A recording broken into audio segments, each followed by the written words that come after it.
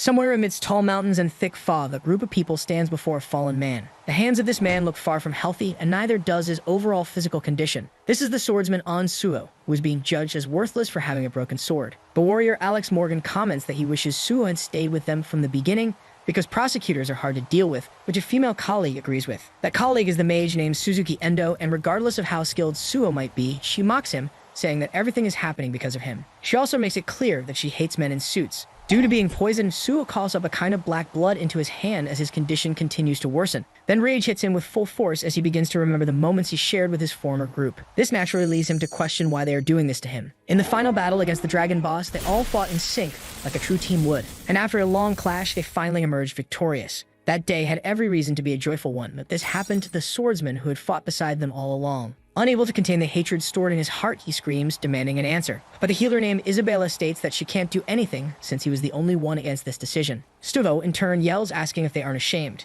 since he helped clear one of the 5 final portals. If they had done the same with the other 4, humanity would be safe. But now, his former companions had betrayed him just like the demons they were trying to fight. In any case, the archer named Hexhood remarks that at least they don't kill humans, and he makes sure to remind them that he had warned what would happen if the portals disappeared. The truth was that hunters who lived off them would lose everything, leading them to become delinquents in the eyes of the people. So believing that Suo doesn't want to become a target of people's fear, Hex says he likes the kid, and that if Suo agrees to rejoin the group, he'll accept him. But it was clear that Suo wouldn't stoop to that level after being stabbed in the back. Regardless of anything, he didn't have much time left as his body had been poisoned by Suzuki and his wounds were already severe. Suo had no chance of surviving there, so there was only one thing he could do. Of all possible actions, taking one of those traitors down with him for the glory of humanity seemed the best. So Suo released the rest of his aura, thinking this would be his last attempt at being a hero. Alex is the first to feel fear, but Suzuki shouts that something like this is no big deal. After all, a prosecutor with a broken sword shouldn't be capable of doing anything. However, despite Suzuki's thinking, the archer sees something different. But just as he was about to explain, Suo dashed forward at high speed and in the blink of an eye, cut down both the warrior and the mage, leaving the healer in shock and the archer on high alert as they were lucky not to have been hit. At this moment, Suo's sword is clearly broken, and the poison is spraying throughout his body, so Hex can't understand this strength. Since Alex was lucky enough to survive, Isabella offered to heal him. But when she tried to do so, she realized that for some reason, her magic wasn't working. In any case, Suo collapses and falls off the cliff, but at the same time, he is consecrated with the divine status of swordsman. As he falls toward the end, the system announces that he has awakened the ultimate power as a swordsman and mastered the untouchable technique, the first SS rank skill. Moreover, he was the first to reach transcendence, so the system decides to give the boy a chance to become even stronger. And thus, Suo's player system begins to reboot. After some time passes, a boy wakes up a little confused in an unfamiliar place. But he doesn't even have time to grasp the situation because he is carried away by a firefighter. Naturally, Suo, who is the protagonist of this story, asks what is going on. Then, seeing the civilian is fine, the man explains that a portal opened nearby. The presence of a firefighter and the fact that he didn't die both catch Suo's attention. But what surprises the protagonist most is what unfolds right in front of his eyes. At this moment, an explosion occurs in the sky and many small monsters wreak havoc in the city of Cinderum. The unbelievable thing, however, was that this was the station that had once been consumed by a portal in the past. At first, the portal had exploded, and soon after, goblins appeared just like now. Suddenly, a sharp arrow strikes the firefighter in the back, giving him no time to react. With him down on the ground, one of the monsters approaches the protagonist, who also falls. Even on the brink of death, that firefighter is more concerned about telling Suo to run away. So the protagonist decides to make a test by picking up the public servant's axe from the ground. He then stands up, and at the same time, the firefighter once again urges the boy to give up, saying it's too dangerous to fight demons. But Suo simply throws the axe at one of them and lands a direct hit on the monster's vital spot, knocking it to the ground, completely defeated. At this moment, the protagonist had already realized he wasn't injured and what might have happened. So, as the conditions for awakening had also been met, the system notified him that it wanted him to become stronger. Thinking it was all insane, Suo laughed, as it was exactly like when he awakened as a player in the past. And now the system asks him to choose the class he wants to follow, presenting the 4 basic classes that each member of his group once represented.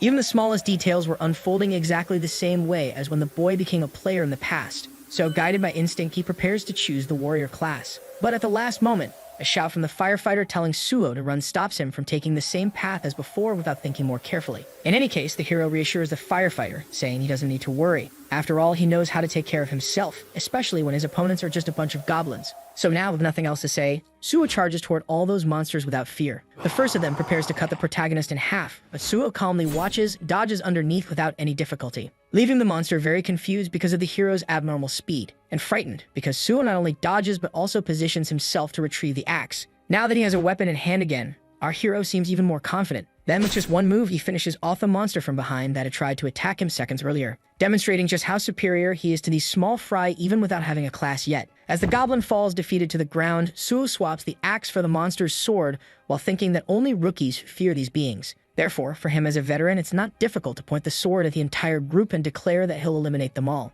After a few more seconds of fighting, another monster is finished, and like a lightning bolt, the hero darts among the goblins, destroying them one by one, until he corners and finishes off the last one with a sword strike to the chest, making him the victor. After taking down all those monsters, Suo reflects while looking at the dirty sword. He can still feel the same rage as before, and because of that, he believes he can't let his frustration out here. The most important thing now in Suo's view is to keep his mind calm. Considering everything so far, he believes there must be a reason for having gone back in time, but even so, it's an opportunity to redo everything from scratch. After that battle, the system indicates many improvements and skill gains for the protagonist. All of these skills are basic in swordsmanship and hadn't been seen by the boy in a long time. Therefore, even though the goblin's sword is a bit small, it will do. With that, the firefighter from before gets up, asking if the hero is a player. And upon answering yes, he calls the system, saying he's already made his decision. Then the option to choose a class appears again, but this time, the one Suo thinks is best is the healer class. To avoid mistakes, the system asks a second time and Suo confirms his decision. This way, 5 attribute points are granted and the hero masters the F-rank healing light. Without further delay, he asks the firefighter to turn around so he can see the wound. And before doing anything, he warns that the procedure might hurt a little. While the firefighter remains confused, the hero uses the healing light capable of recovering the wounded area. So he quickly removes the arrow and begins the treatment until he manages to close the wound. In this way, he asks how the firefighter is feeling, and since it doesn't hurt anymore, the man asks if the boy is a healer. Then Suo replies that this time, yes, which seems a little suspicious. At this moment, a message from the system appears granting the boy the right to choose a weapon from the arsenal for using healing for the first time. Because of that, even finding it a little strange, Suo chooses the beginner's sword. And so the weapon materializes in his hand, allowing the protagonist to receive a worthy sword for battle. The moment he wields the weapon, the hero analyzes the sharpness of the blade and decides to clear the portal now. Obviously, the firefighter tries to intervene, but Suo once again asks him not to worry, saying it's nothing serious. Up until now, the hero had acquired the swordsmanship skill without even having a class, as it was based on talent. Because of that, he can use his powers regardless of class. And now that he has the healer class, the higher his level gets, the better his skills will become. In the past, they said that the Holy Spirit light of Isabella also came from the healing light. If the boy had at least been able to heal himself at that time, the result would have been quite different. Therefore, this time his decision is to become both swordsman and healer at the same time. Because to prevent that from happening again, he needs to become even stronger than his former group. Now what the hero needs to do is acquire skills and level up. When remembering this portal more clearly, it becomes evident that it is the unpredictable type. In his past life, the protagonist almost died because of it, but now things were different. Maybe it could still be a little difficult since his current skills were low level. But even so, he remembered what it was like to be a swordsman, so he just had to do it all over again. That way, he placed his hands on the portal and activated the entrance through the system, causing him to be instantly transported from the city where he was to the Red Forest, which had both unknown entry conditions and an unknown maximum number of allowed people. While walking through that mysterious place, the protagonist, who believed the goblins had come out of the portal to attack people, is surprised because all those inside had already been defeated. So they had possibly entered the portal just to escape. At a certain point during the walk, a noise by his ear makes it clear that the inhabitants are there. More precisely, the inhabitants responsible for the forest being called the Red Forest. These are the hobgoblins, and while one of them is level 10, the other is level 12. Quickly, the stronger of the two throws the weak goblin body they hunted to the ground, laughing. And then he points his sword, challenging the protagonist to a fight. Basically, the message behind this is that he wants to hunt Suo instead of the goblins. Unlike normal goblins, this race has red skin and much stronger muscles. However, even though an attack is coming his way, the protagonist is not afraid, because despite everything, they are still just weak goblins to a veteran like him. Even though he's not scared of his opponent, the protagonist decides to dodge first. That's because his current level is too low to easily cut the hobgoblin. But since that's the case, he thinks of another strategy capable of overcoming this problem, and charges forward with all the speed he can to attack the lower level monster first, using the strategy of targeting the beast's weak point, which in the case of these opponents is the eye. Even with the level difference between them, the protagonist manages to be effective, but he knows that if they were a bit stronger, he'd be in trouble. Still, to the hero, hobgoblins remain just weak monsters. Therefore, he quickly finishes the job of taking down the first monster in front of him, even feeling a little surprised at how quickly he did it. So Suo blames himself a bit and thinks he should be more careful next time,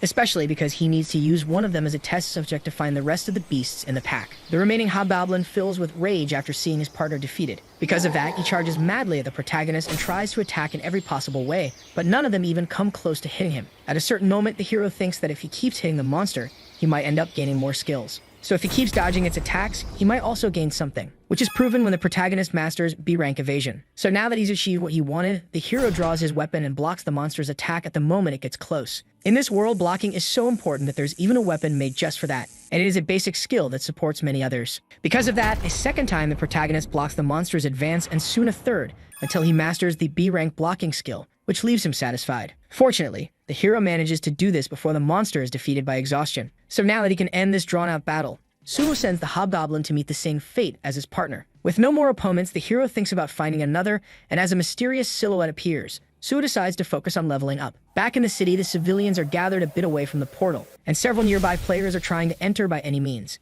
Everyone was very irritated to the point of wishing the worst for Suo for entering without permission. But at that moment, none of them knew who was inside. The firefighter from earlier, for his part, reported to the officers that a player who had just awakened entered the portal alone. But he also didn't forget to mention that this player killed all the goblins by himself and healed his own wounds. In any case, those men in suits had arrived too late. Although the fact that a healer killed all those monsters alone really left one of them confused. Judging by the monsters in that place, the portal didn't appear to be difficult, but entering alone is not the action of a healer. In addition, the officer questions how a healer can act like a warrior, until he also calms down considering the possibility that the player entered by accident. But if he really manages to clear the portal alone, things might turn out differently. With nothing more to do there, the officer tells his assistant to notify him if anything changes, and he pulls out his phone thinking he needs to find out who this guy is, no matter what. Back inside the portal, the protagonist advances with his sword in hand, and having already gained a considerable level increase, he begins killing several hobgoblins with great ease. Thus, as he approaches another group that initially appears confident, they are all eliminated at once, except for one who suffers heavy damage but continues trying to seize the opportunity to fight. Because of that, the hero kicks the beast's hand before it can grab a sword. The monster tries to speak, but no voice comes out, so the hero, standing in front of him, simply tells the hobgoblin to run after his companions to ask for help and make sure to bring as many as possible back to where he is. Meanwhile, the protagonist decides to take a look at his attributes. He knows it's better to evolve all of them instead of focusing on just one, and he feels satisfied for having earned a very good bonus. Now that he has acquired most of the basic skills, the next step is what comes ahead. Then, looking at the body of one of the monsters, he pierces it with his sword until it touches a crystal. Luckily, what he was looking for was in one of those monsters, and although he doesn't know much about it, he decides to take it. This is a magic stone that, if large, is categorized as rank D and worth about 50,000 won per piece. Before, the protagonist didn't even bother picking up something so small, but now, unfortunately, he's out of money. Therefore, he seriously considers whether he should spend his time collecting the rest, which inevitably is exactly what he does until he reaches the last of the magic stones, which at least will ensure a good amount of starting money.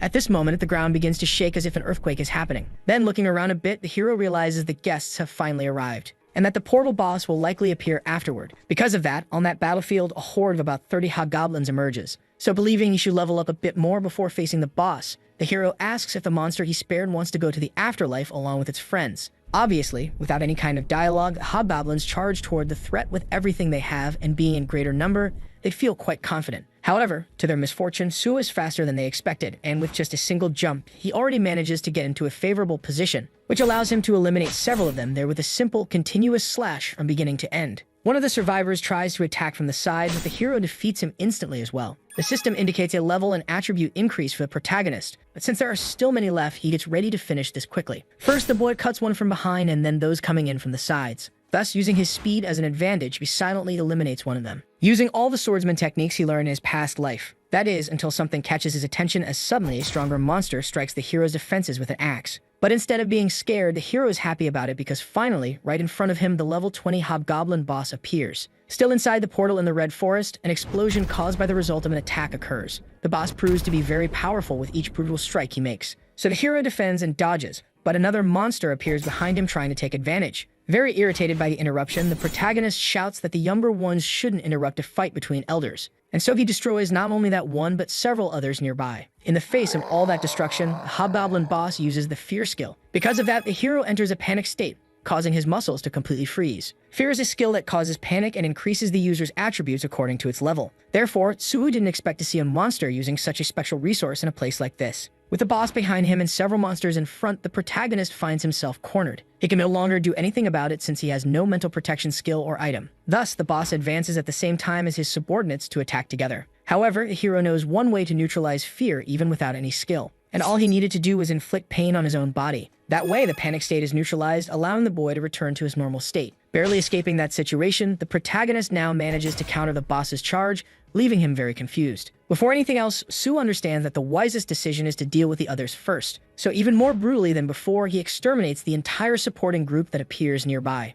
triggering a system message that says all the lesser monsters in the forest have been defeated. Thus, the protagonist uses the healing light and the wound area on his left hand as clothes. Now that everything is settled, the hero faces the boss head-on once more. And in contrast to the monster, who appears quite distressed, the hero suggests they have a little fun together. A tough battle unfolds between the two most powerful in the Red Forest. But while the monster boss is very focused, the hero acts naturally and begins to leave his opponent increasingly pressured and exhausted. At this moment, Sue can't deal much damage due to the level difference, but he manages to cut him. So he simply keeps inflicting small wounds until he manages to exploit a wound on the leg and enlarge it even more with another attack, turning that small scratch from before into something much bigger and more dangerous. In an attempt to retaliate, the boss uses the fear skill again, but now it no longer works since, once neutralized, he can't be affected again. Quickly, the hero removes the sword from the monster's leg and continues attacking in various ways. At this moment, he becomes confident enough to declare victory. And finally, with one more attack using all the strength he has, another wound is inflicted on the monster's chest, bringing it to complete exhaustion, which becomes clear when the boss falls face first to the ground in front of the protagonist. In every possible way, the monster tries to react, but in that condition it can't.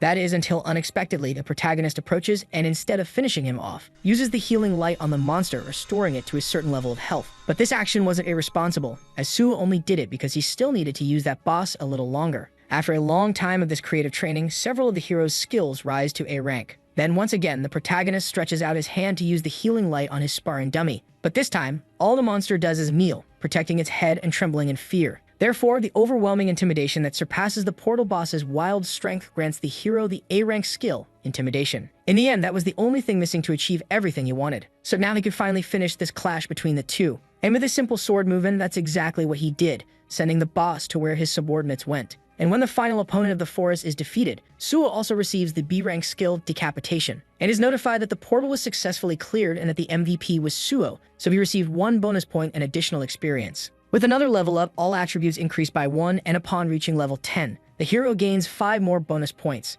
The Healing Light skill that heals wounds rises to rank E, and now the rank E healing that treats diseases appears. Now the protagonist no longer needs to worry about negative effects, and if he continues improving his skills, he may be able to cure all poisons. Therefore, he believes he already has everything he needs and then turns to the portal, walking slowly while thinking about seeing certain people after all this time. Outside in the city, the public commotion continues the same as before. However, they notice a change in the portal that leaves many frightened at the possibility of monsters reappearing. Fortunately for everyone, who comes out from inside is actually a person instead of an enemy. And that person is none other than the healer Suo himself. Naturally, people can't believe that the boy really went in alone and cleared the entire portal. On the other hand, important figures try to take advantage of the situation to recruit Suo. But in an instant, he disappears from where everyone is, leaping at high speed until he reaches the ground. And facing a certain someone, he says it's a pleasure to meet him. More precisely, he says it's a pleasure to meet the leader of the Korean Hunter Association's team, Jung Chul-min, which is a bit strange for the others, as Chul-min doesn't know Suo. Sometime later, still around dusk at the team's headquarters, the protagonist is practically interrogated by Chul-min. However, the leader can't stop thinking about the moment they met not long ago because the first thing the hero did was extend his hand. Chul-min obviously asked if there was some pending business, but Sue asked to go to the association first. After all, he already needed to go there to apply for a hunter license, which left the leader astonished that the boy didn't have one yet. Since he was still going to do that, the fact was that the protagonist was an unauthorized hunter who had just awakened. Furthermore, his chosen class was Healer, which is the weakest of the 4, yet he still managed to clear the portal alone. Looking at the association's test results, the boy is certainly a healer, but seems like a warrior. In any case, he states that he has no problem with the results and confirms Su's name. However, he asks what the boy was doing with his life and hears that the hero dropped out of college and became unemployed. For the head of the association, it was logical to assume the boy was a student in the health field. But another surprise comes because he actually studied physical education. In that case, what Chul-min thought was that the warrior or archer class would be much more suitable. So the hero had to explain, making up an excuse that he was in pain. Changing the subject, Chul-min asked about the protagonist's time inside the portal. Therefore, he replies simply that when he entered, he killed some hobgoblins that attacked him to survive. And without giving the association leader time to be surprised, the protagonist demonstrates by filling the president's desk with magic crystals. Basically, Suo plays dumb, saying he got those stones after defeating someone who seemed to be the boss. And since he doesn't know much about magic stones, he just asks Chul-min to handle processing them for him. The head of the association starts the task, but first asks if the hero really wants to become a hunter. And without any hesitation, the hero responds yes, saying he decided at the moment he awakened, which makes Chul-min very excited. In any case, the man asks if there is another reason. Then the hero replies that yes, but finds it funny that Chol-min can't hide his happiness. Getting straight to the point, the hero says there are many reasons why people want to become hunters. But in his case, his motivation is the hatred he has for demons and portals. Unfortunately, the protagonist lost his entire family in the portal shock. So he knew it was dangerous but went in alone because he couldn't control his anxiety. During all this time, the boy acted thinking he could lessen his hatred for the demons, but so far nothing had changed. Therefore, after suffering for so long, he realized what he had to do, so that there will be no more victims like him and so that people don't lose what is precious because of the portals.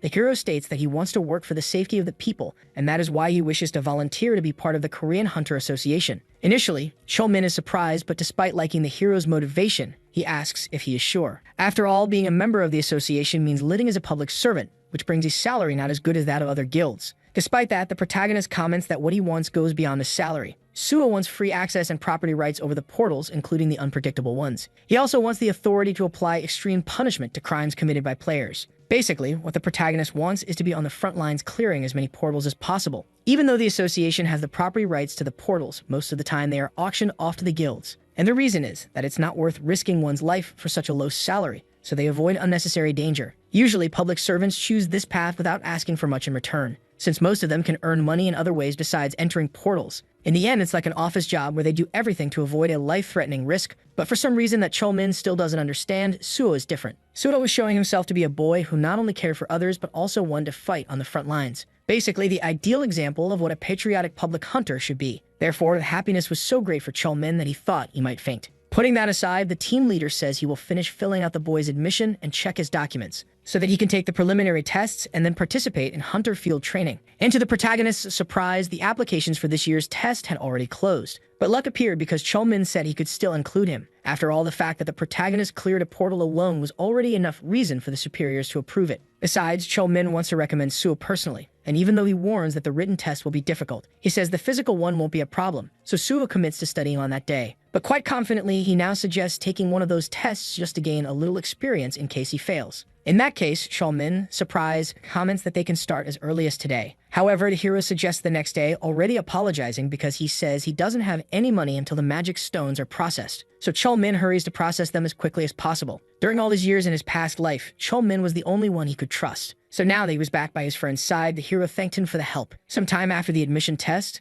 the leader informs him that he already deposited the earnings from the magic stone sales, which surprises Suo for amounting to 3 million. A bit embarrassed, Chol-min explains that public servants are exempt from the stone processing fee, so the hero decides to ask for another favor. Suo heard there's a library of the association and that several books from there will be used in the test. The hero knows it's late to study but insists on going through some of the material. So Suo asks if he can have permission to enter there to prepare at least a little. And fortunately, Chol-min says it's something very easy with a smile. Shortly after, the two arrive at the library, and Chol-min says the hero doesn't need a card to leave. So he lets the protagonist stay as long as he wants and says goodbye, hoping he passes the test. In the end, Suo was quite happy to see that his old friend was still the same as before. Even now, he was a kind and trustworthy person, but who still hadn't even thought about becoming president of the Korean Hunter Association. Changing the subject, the protagonist thinks it's hard to pretend he knows nothing because he feels guilty for deceiving him. Still, acting suspiciously could cause a stir, so the protagonist simply decides to go look for that. Of the most important thing that will happen in the future, Suo can't remember everything because he's human, but at least he believes it would be good if he could get that skill. And at a certain moment, by a coincidence of fate, he finds the book he's looking for slightly sticking out of the shelf. Without thinking twice, the hero grabs that huge encyclopedia. The name of this book is Book from Another World, and despite seeming simple, it has a lot of good information. It even contains usage instructions, but the way the protagonist reads it is not conventional, as he places the open book on top of his head. And only after waiting some time does he realize it's not working. Obviously, he got frustrated for playing the fool, but that was exactly how the instructions were written. At least it not having worked was what he thought, because suddenly a message appeared informing that the Library of Memories was interested in Suo's story. And soon that same library sent an invitation, opening again above the hero's head. But this time on its own, it sucked him into a portal that brought him to the secret location of the true Library of Memories. It is said that the library makes a person remember everything they have ever seen or heard, even if it's something painful. The human mind has a forgetting mechanism, and that's why people don't remember many things, but the library is different, like a curse. The person who obtained this ability before was the head of the Hexagon Guild and a former employee of the association. While she was studying in the library and preparing to leave, she ended up falling asleep on top of a book that was large and soft. And so she was lucky enough to gain an ability. Thanks to her, it is now the protagonist who has the ability, so he thinks of repaying her by treating her to lunch later. The library system asks if the boy would like to donate his story to the place. Therefore, he remembers that one of the abilities is to recall everything. he has ever forgotten. And since he went back in time, it is essential to keep in mind all the distortions that will occur in time, making this ability one of the most necessary. Upon accepting the suggestion, Suo donates his story to the Library of Memories. Then it begins to visualize and document all the protagonist's memories, transforming his body into a book that begins to be flipped through. And through a magical circle, it is transformed into dozens or even hundreds of books that fly through the sky. Thus, shortly after this process, it was announced that the Library of Memories had been mastered. This is an A-rank ability where all the protagonist's knowledge can be accessed whenever needed. Perhaps because it's an imaginary space, Suo felt quite strange having his memories extracted. But in any case, since he succeeded, he decides to run a test. Willing to see the power of this ability, the protagonist calms his mind and soon opens his eyes in a place with strong wind. This was the site of his final moments in his previous life. Even now, the protagonist can feel the emotions he had that day, but believes it might be due to the Library of Memories. That group of traders wanted to keep the portals open purely out of greed. So when he remembers the moment he fell from that cliff, the hero becomes even more determined to take revenge. In any case, Suo regrets a little not having gone to look at something else. But only until, while witnessing his final moments, he notices two windows appearing in front of him, which surprises him. The messages said the system would give Suo a second chance for being the first to achieve transcendence. And before he could understand what it was about, the protagonist returned to the library space alone and very confused. According to the messages, the hero had reached the divine state along with his first SS rank ability. And for having reached the level of transcendence, they gave him another chance, which was something totally incomprehensible. However, this still means that the fact he returned was not a coincidence. Sometime later, after a short trip, our hero steps out of a taxi at his destination. At this moment, he believes that what matters is not the reason, but the fact that he has returned to the past. Therefore, in addition to avoiding what happened to him, the boy wishes to deal with the portals that cause the highest number of deaths. At least that's what he wants to try, and preferably at a much faster pace than in the past. Therefore, to achieve this goal, he cannot waste a single second of this chance. And that's why the place where the protagonist is located is the Nexus headquarters. Nexus is a private hunter academy, and rumors say it's the largest in the country. Therefore, as he will need a lot of money in the future, he plans to earn some there. Right at the entrance, a staff member asks how she can help. Without wasting time, Suo asks to speak with director Kim Soo-ae, which surprises the receptionist. She asks if the gentleman has a scheduled meeting, but he denies it, saying he just wants to share something important.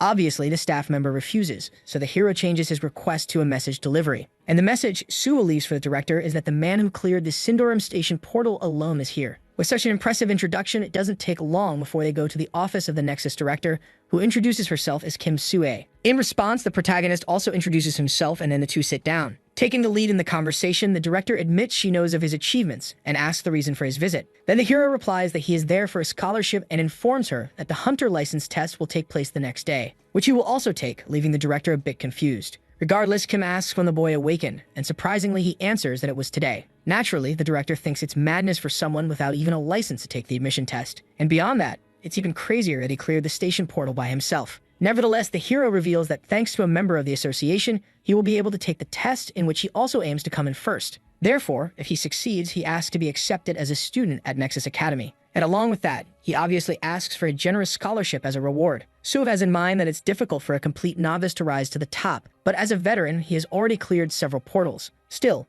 whether they believe it or not, the decision will be solely up to the director. Kim, for her part, finds the protagonist's achievements impressive, but reminds him that the probability of passing is less than 20%. Thus, the hero assures that if he is not the best, he won't mind being ignored for the scholarship. First of all, recalling that there are also hexagon and primes, the director asks why Suo came straight to Nexus. Then, without hiding anything, he says it's because this academy is in a worse situation than the others. As far as he knows, Nexus Academy is the largest in the country, but in recent years has failed to recruit a student who placed first or second, and since then, the number of students has been declining, which, although sad, is the reality. The director knows they need to do something, and even though she's never seen a beginner evolve so much, the possibility that Suo might live up to his words brings hope. After all, he would not only be the person who cleared a portal alone, but also the highest scorer in the association's test. Therefore, if Suo really joins Nexus, the one who will benefit the most will be the academy itself. The director believes she doesn't have much to lose, so not being naive, she asks how much the boy wants to receive. Suo, in turn, asks how much they pay the most qualified student,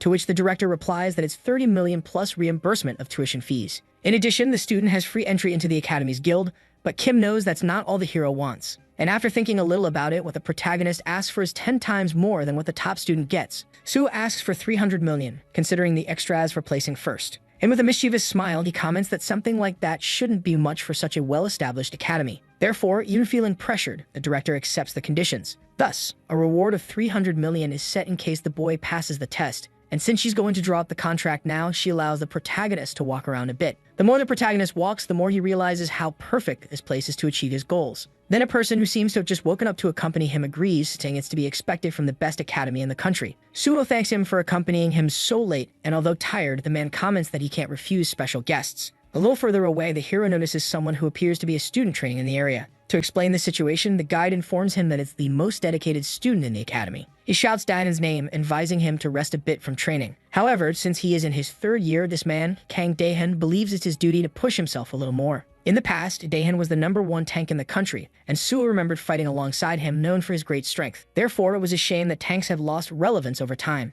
Upon noticing an axe instead of a shield, Suo understands that the young man has not yet found his path. But contrary to what it seems, that is good because he could use the opportunity to intervene early. Daehan is someone who will join the Nexus Guild in the future, so Suo thinks he should befriend him and take him to the association. When the two meet for the first time in this timeline, the guide introduces them, and the atmosphere is quite friendly. Knowing the boy will also take the test, Suo asks if he plans to use the axe as his main weapon. Surprisingly for Daehan, what the hero wants to know is the reason for his choice. Therefore, although feeling a bit pressured, he replies that it was a recommendation from the academy. And the guide agrees with the suggestion, stating that the axe is perfect for someone as strong as him. In this case, the hero asks if the young man intends to keep using it. In response, Daehan, who sees himself as a slow learner, answers yes, since it took him 2 years to become proficient with the axe. However, the truth was that it took so long because the weapon didn't suit his aptitude. Because of that, the hero doesn't know whether the boy is naive or just foolish for not trying to make any changes even after being stagnant for so long. Either way, he now understands the reason why the academy's situation is so bad. And to change that, he boldly states that he thinks differently. Since all players have different attributes, Suo says the boy should use the weapon he feels most comfortable with, because he'll be able to evolve greatly with the right skills and items as experience comes. Suo speaks without hesitation that Daehan doesn't match well with the axe.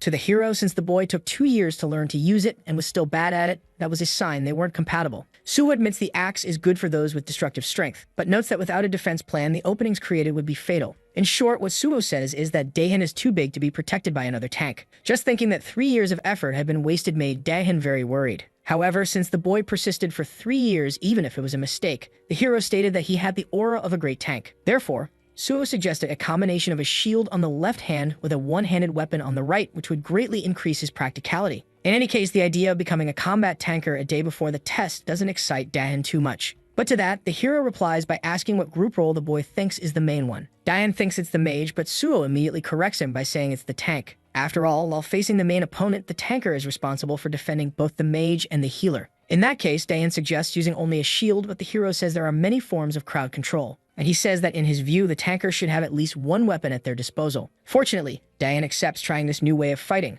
his eyes shining with excitement. And in this way, the two part on friendly terms. At the moment Suo is alone again with the guide, his attention is called. Since the director asked him to show the academy, the young man is curious to know if Suo will apply for a teaching position. To the young man, the protagonist's knowledge of equipment is excellent. However, knowing it would be strange for someone without a license to become an instructor, he responds with a blatant lie that he just guessed. And thinking he's waited long enough, he cuts the subject and asks to go see the contract with the director. The next morning, on the day of the admission test at the headquarters of the Korean Hunter Association, the place is full of players who want to take the test to get a license and, naturally, a good position. But Suo, who cleared a portal alone, is an exception to the rule. Because unlike the others who prepared in advance, the condition of our hero was the worst of all. Sometime later, an organizer politely asked the participants to form a line according to the number they were given. And since an anti-doping test will now be conducted, the hero believes it's no big deal, because people who usually use these tricks don't consume, but rather enhance their abilities. Among the strongest present are level 5 hunters, but the magic of one of them is certainly higher. However, not only he but several others are doing the same thing. And since the protagonist's sensitivity to distinguish mana is greater than that of many others, he gains the skill, Mana Sensitivity, level B. Looking with this sensitivity, it becomes even clearer that the place is a mess, and the hero already knew the association's system wasn't very good. But as he didn't imagine there would be so many people cheating, he decides to do something about it. As always, Shulmin is in the audience helping when Suo needs support. Because of that, the hero passes by some people who don't seem very happy with the written test. And the same goes for our hero, who also cheated in the end, since he only passed thanks to the Library of Memories. Anyway, Leader Shulmin asks if the protagonist did well on the written test. Then when Suo replies that he did, the man explains that he's there to provide support since they're short on staff. In any case, Shulmin praises the hero's intelligence, so Suo needs to play dumb a little. Changing the subject, Suo says he has a request to make, not for help, but related to the test. What the hero questions is why they don't conduct a mana test. While doing his test, the protagonist says he observed things and now asks Shulmin to do the same. Conventional blood and urine tests can detect drugs in the body and also prevent item fraud by confiscating all belongings. However, he also believes that abilities should be checked because using mana detection makes it easy to spot cheaters. And in response to this advice, Shulmin simply thanks him and says he'll make sure to check before the physical test. But before our hero leaves, the association leader asks him to wait a minute, and sincerely says he's rooting for Suho to pass as he's looking forward to working with him. Naturally, Shulmin also hopes the protagonist's score is good, and so the two part ways with our hero thanking him for the support. Sometime later in the practical test room, when everyone is already gathered there, a notice is given to the candidates that the test will be delayed by 2 hours due to issues with the capsules. Therefore, in the meantime, they may wait in the lounge. But this was actually an excuse to deal with the cheaters. There are 1,200 candidates in this test, and the success rate is under 10%, which could drop to 7% if all cheaters are caught. So the hero believes it's a good idea to look around. Maybe he'll find someone useful there. In a corner of the hall, a young man calls an older man out for a fight, taunting him and saying he's scared. Feeling offended, the adult pushes the young man away with a strong shove. He was already fed up with being provoked, but since the boy had just been attacked, he didn't wait to react. And with a simple move, he was about to crush the adult if the protagonist hadn't intervened at the right moment, sending that cocky boy flying, leaving him a bit confused.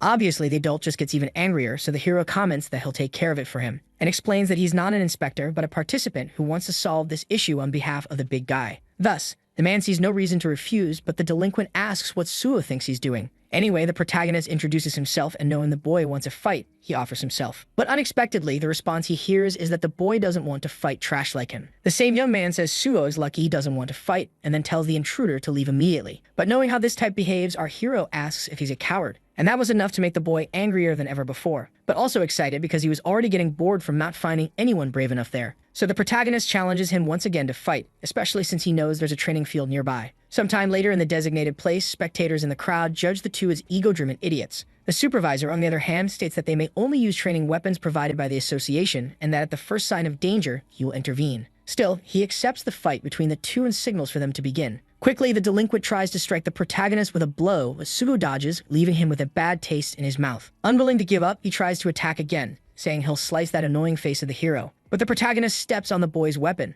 and when he practically immobilizes him, asks if the delinquent was really that weak, and if he was just bluffing earlier when he pretended to be strong, which obviously infuriates the boy. In the past, this delinquent named Park Yong was known by the name Mad Swordsman. Park had an immense thirst for power and always tried to fight others whenever he had the chance. No matter how strong they were, after all, he was someone who only thought about power. This thirst for power eventually led the boy to become a hunter-killer in the future, and inevitably, the protagonist knew he'd be in a place like this. When he saw him in his past life, Park was actually strong, so now he wants to prevent that path from repeating. But better than talking is showing it in practice, so the hero kicks the boy away, making him slide across the ground, and then mocks him, asking again if that was all Park had to show despite his confidence. Next, the hero also suggests they stop since he knows this must be Park's first time fighting someone at level 10. However, the boy laughs at his own situation and, claiming the protagonist is too relaxed, says he'll fight seriously from now on, which of course our hero has no problem with. Without wasting time, Park charges in and strikes downward with all his strength, but the hero defends using only one hand. And even when several more attempts are made, he remains impressively calm. Despite that, Sue admits that Park is better than before, but the boy can't understand how he's still so far behind.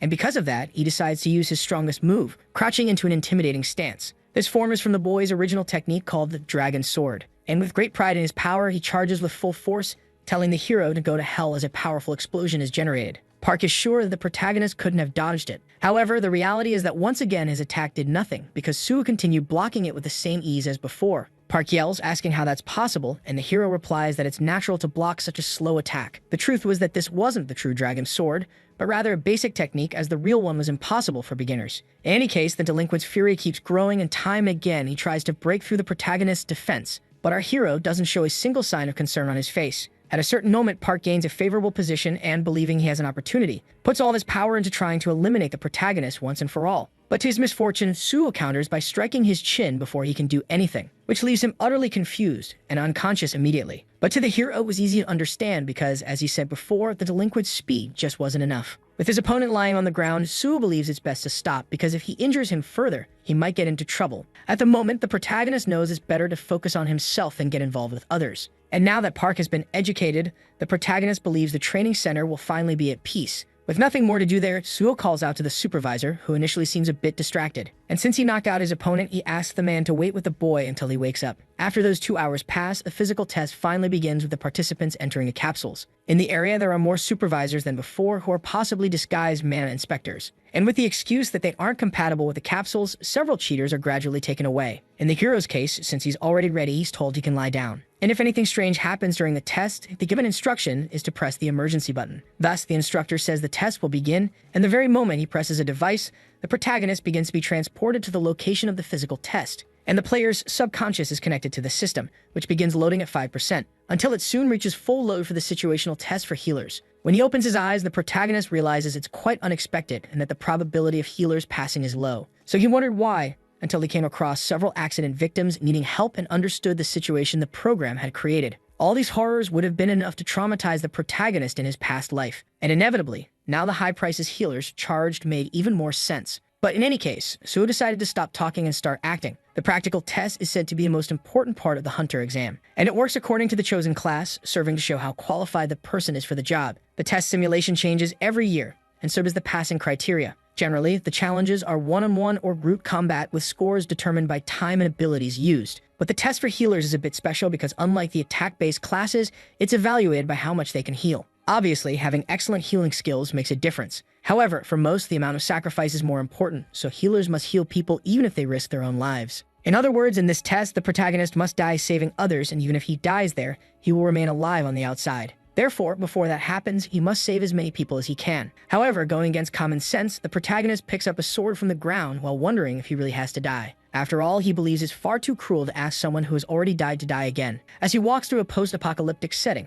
many cries for help can be heard, and all of them were already in extreme conditions, except for one person, so the hero asked if she was okay. That person was a girl who was desperate to run away, so Suo immediately assumed he should keep her alive until the end. Therefore, the hero says that the rescue team is already on the way, and he tells her to stay calm because until they arrive, he will certainly take on the role of protecting her. After some time, people start coming out of the capsule, and one of them feels frustrated about going home with a not-so-good result, so he leaves with a rather downcast expression. The staff member responsible for the hunter, in turn, analyzes that the result was 9 minutes and 4 seconds. So due to the difficulty of the test, she believes there won't be many who pass. Anyway, she asks Director Shin about the participant he is overseeing, and incredibly, the man replies that his hunter has already been in the capsule for 30 minutes. A result like that is enough to make the girl run to the location to see it with her own eyes. But even seeing it, she can't believe the reality of the situation. As he's lasting so long, the girl asks if he's a warrior, but Shin says he's a healer. Obviously, the girl doesn't believe it, but the fact is that Suo can be seen using a sword on the digital panel. And besides that, the healing ability is also clear for both to verify. The girl thinks it's amazing that a healer can fight so much, so she asks if they should fail him if he doesn't die. But the director, who knew the test was to protect the civilian until the end,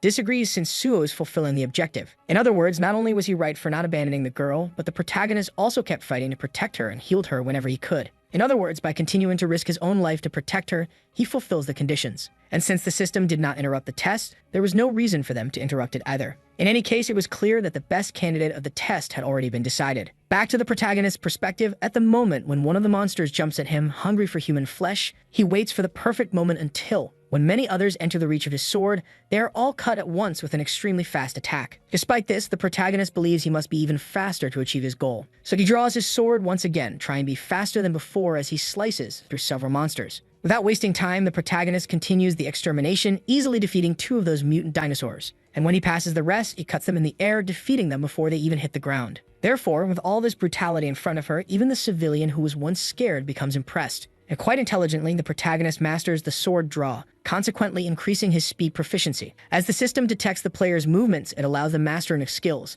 and although the experience gain is low, it's still possible to improve techniques. In addition to gaining some new ones, most of the ones he already had were raised to rank A. With all the basic swordsmanship skills well developed, a protagonist could now ascend them, and thus possibly be lucky enough to obtain a technique as good as Park's. Therefore, with the system's recognition, the protagonist was given the opportunity to register his own skill, and now he was one step away from acquiring his technique called Guardian Sword. Naturally, the protagonist chooses this as the name of his technique. Then, recognizing the boy's skill level, the system allows him to create it with his own swordsmanship style. In this way, the skill Guardian Sword of rank S is successfully created. With this, the hero's skill efficiency and speed increased by 50%, also receiving 10 bonus attribute points. The system wants him to continue walking the path of the sword and therefore also grants him sword knowledge of rank S, which removes all restrictions related to swords, also adding a 50% compensation effect. In the past, it had taken Suo 10 years to achieve this, but now that he remembered everything, it was infinitely easier. Anyway, the protagonist realizes that the number of monsters has stopped increasing, so the test must be coming to an end.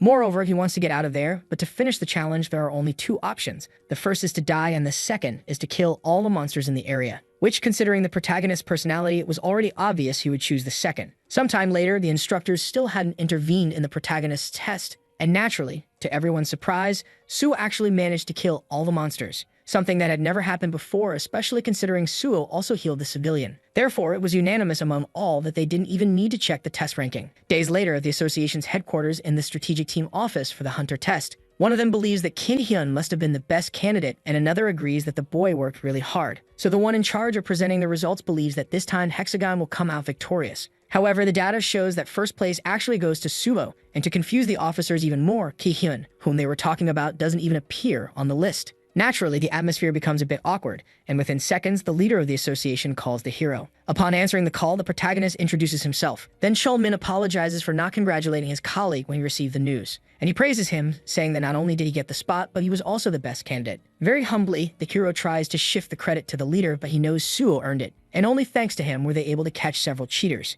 Therefore, the leader of the association believes this will serve as an example to further reinforce the test in the future. Changing the subject, although it's a bit awkward to ask again, Chul-min questions if Suo will join the association. Then the hero replies that he'll join a guild for now, but that his intention remains the same. So Chul-min thanks him, saying he'll definitely call the protagonist when public recruitment is announced. And so the two say goodbye as it's now lunchtime, and they're both a bit busy. After hanging up on the other side of the line, Chul-min doesn't look very excited but gets up to go eat soon. From the protagonist's perspective, noticing his colleague's voice was strange, he wonders if something happened. However, the most concerning thing is that now Suo won't stop receiving calls, so he answers another one. This time it's director Kim who, honoring their agreement, informs him that she has already deposited the promised money. But anyway, she quickly asks when the hero will appear at Nexus. After all, with results like these, she guarantees he'll receive better treatment than anywhere else. So the hero thanks her, and Kim invites him to meet for a better conversation. However, thanking her again, Suo declines, saying he has a personal commitment today. But he also makes it clear that since he is now a student of Nexus, he will inevitably show up there, which obviously makes the director very excited for when that happens. And without wasting time, she makes it clear that her staff must not sign any contracts in the meantime. So while the protagonist feels a bit embarrassed by the happiness heard through the speaker, the two say goodbye and Suo gets out of the taxi,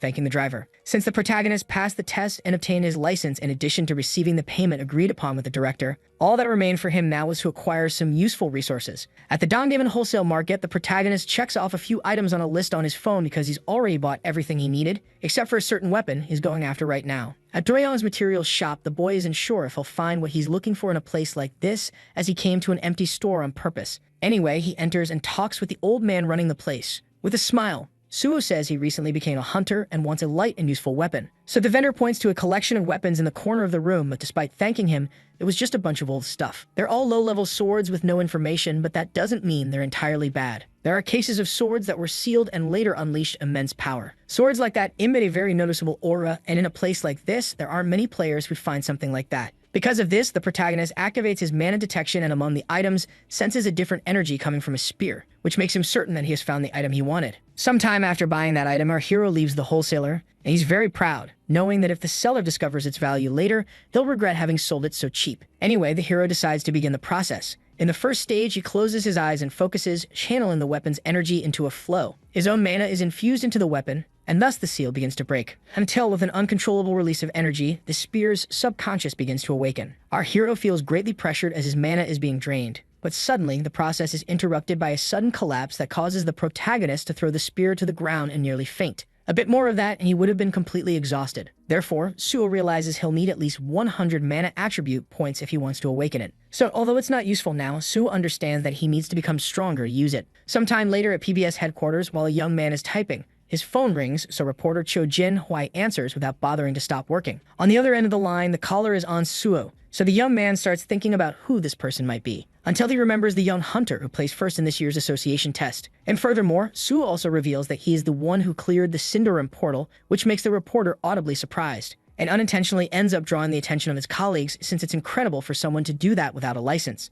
Anyway, Jin-hwai asks the reason for the boy's sudden contact, and to explain himself, the hero says he became interested in the reporter's professional side, known as the Golden Boy. So since many of his achievements will make headlines in the future, the hero wants to hire Jin-hwai as his exclusive reporter. Even though he's someone greedy, Jin-hwai says he's not in the mood to have someone bossing him around. But the hero says that what he really wants is a partner, though the reporter doesn't believe it. After all, in his view, Suo must be trying to trick him to boost his own value before joining a guild. Even though it's not true, the hero admits he wants fame but explains that he plans to become a public servant. And when he mentions the association, Jin Hui naturally doesn't understand the reason. Being asked to help someone get famous without the goal of joining a guild sounded like a joke. Anyway, Suo maintains the idea that he wants to work on the front lines, so Jin Hui asks again if the boy wants to be a hero or just gain fame. And what the protagonist replies is that he only cares about ending the portals, which the reporter doesn't quite understand. This meeting with the hero felt very strange to Jin Hui. Not caring much about it, he said he understood what Suo meant. But even so, he decided to decline the offer, saying he would only write the articles he wanted to write. In that case, as usual, the hero proposes a bet between the two.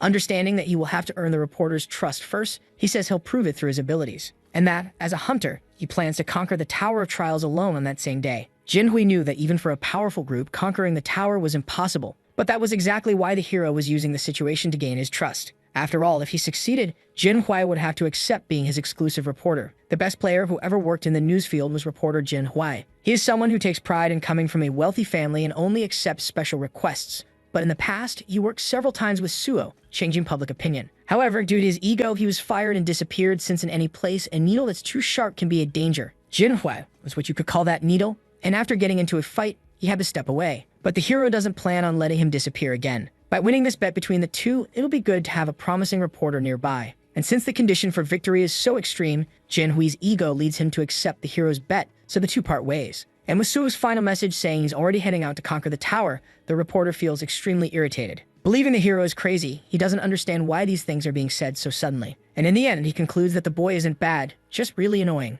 Jin Hui believes he is not the kind of person who lies in situations like this, but still feels quite stressed. Regardless, the reporter doesn't stop his activities there. Deciding not to worry about this matter for now, he leaves the office thinking he has nothing to lose. A few minutes later, the tower challenges, a line of people can be seen around. Right at the entrance, a government employee responsible for managing the place looks bored. Wasting no time, the protagonist asks if he can enter, and since he has a credential, he is allowed in, but the fact that he is alone draws attention. The employee says it's not forbidden to enter the tower alone. However, judging by the hero's new license, he suggests it's better to go in a group to avoid getting too hurt. Even though it's good advice for most people, the protagonist declines it. So despite having a bad feeling, he agrees to let the boy go as long as he pays the 70,000 entrance fee when charged. But he also yells for Suo to return immediately if he encounters any real danger. The Tower of Challenges is practically a hunting ground. Any player below level 20 can enter freely to level up like in a public portal. And since he doesn't have much experience yet, this is the best place for the protagonist to level up. He opens the gates to the first challenge and truly enters the interior of a Tower of Challenges.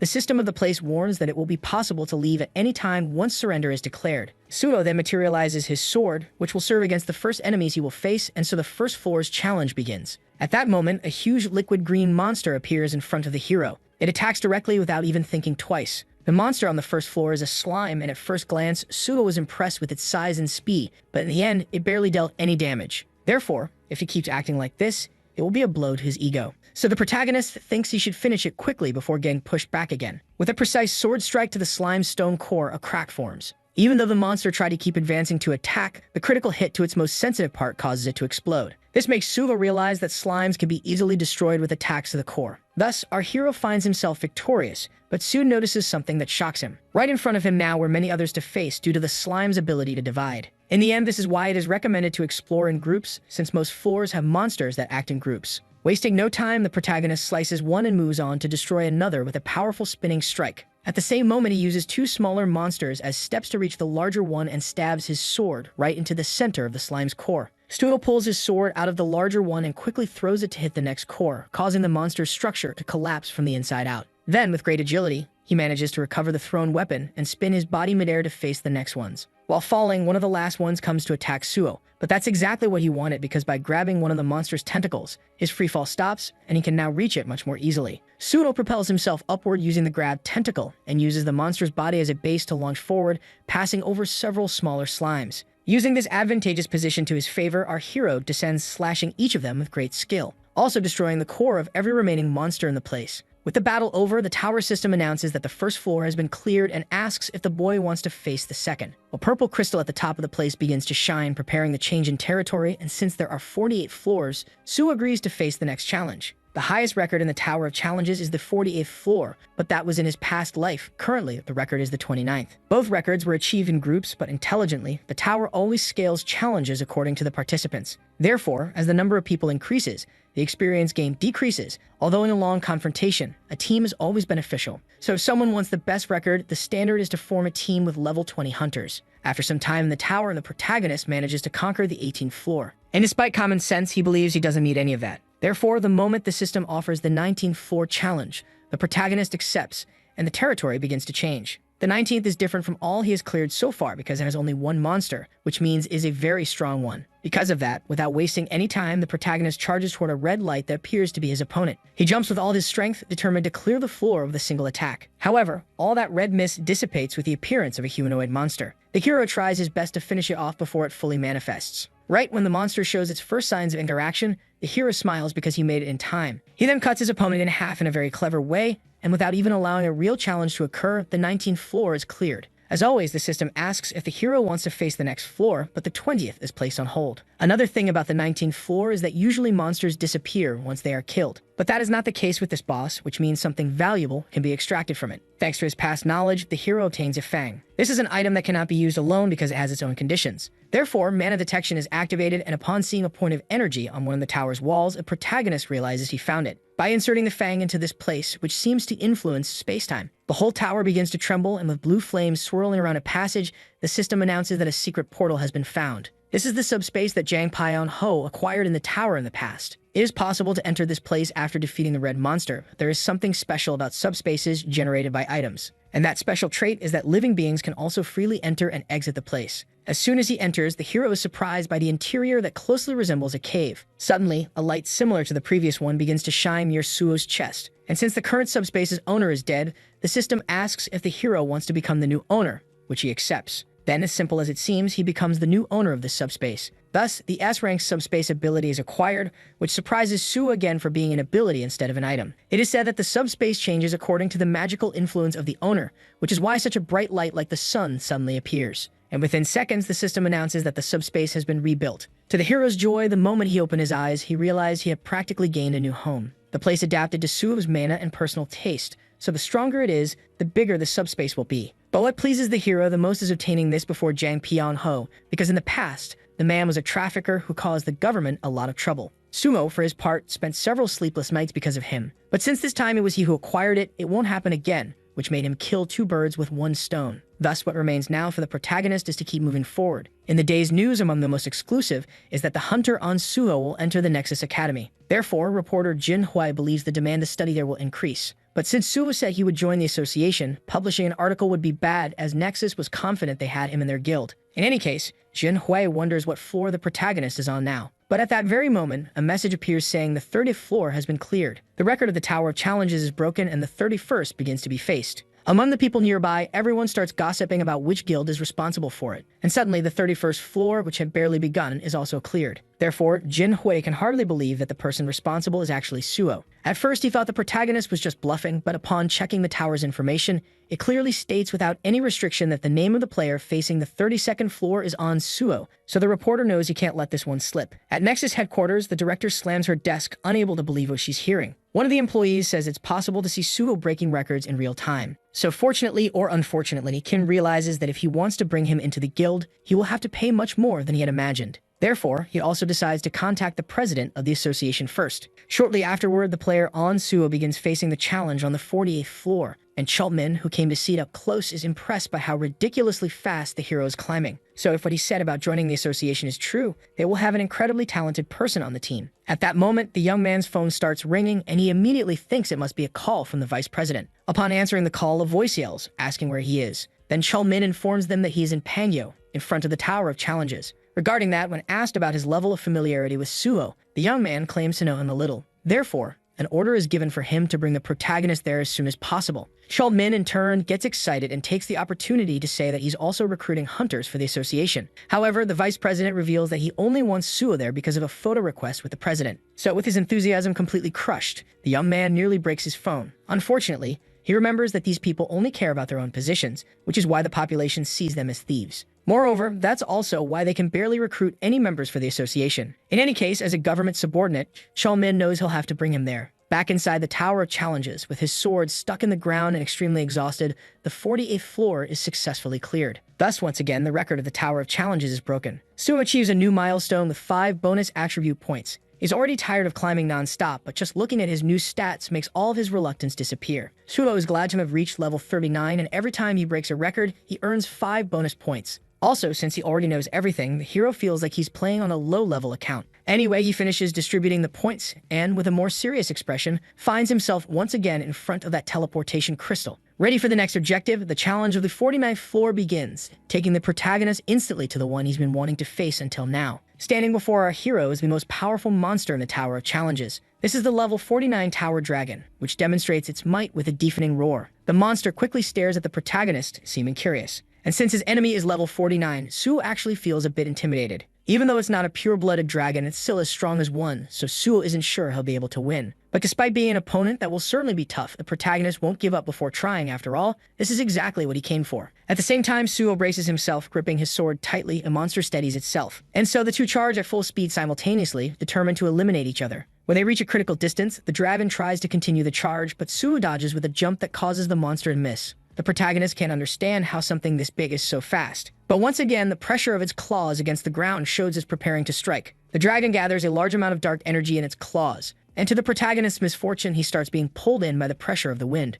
With the protagonist in the air, the monster opens its mouth to swallow him whole. And it really seems like that will be the protagonist's fate. But at the moment the monster closes its mouth, Suo manages to use its own body to propel himself. This way, he manages to land on top of the dragon's head, and saying it's his turn, he prepares a theoretically fatal strike, bringing his sword down on the dragon's head with as much force as possible. The attack causes a considerable amount of damage, leaving the monster slightly disoriented. However, the dragon quickly flings the hero far from its body, and as the protagonist begins to reposition himself, both are already facing off for his second round again. From the beginning, Suo knew it would be hard, but he didn't expect that he wouldn't even be able to scratch it. In any case, the monster doesn't care about those complaints and begins pressing the ground, using its weight as an advantage to create cracks that send stone shards flying along the ground like in an earthquake. Luckily for the protagonist, even though several rocks came his way, the monster gets confused by its own strategy. With Suo hidden, he wonders if the only thing he can do is dodge due to the attribute difference. Incredibly, the dragon isn't as strong as a pure-blooded one, especially since if it were, the hero would have already been found. Furthermore, even though it's not such a high-level monster, his body's defense is quite high, which prevents direct attacks. Therefore, what our hero thinks is that he must focus on its weakness, which is the reverse scale. Since this monster hasn't reached level 100, Suo believes it shouldn't be able to hide the scale very well.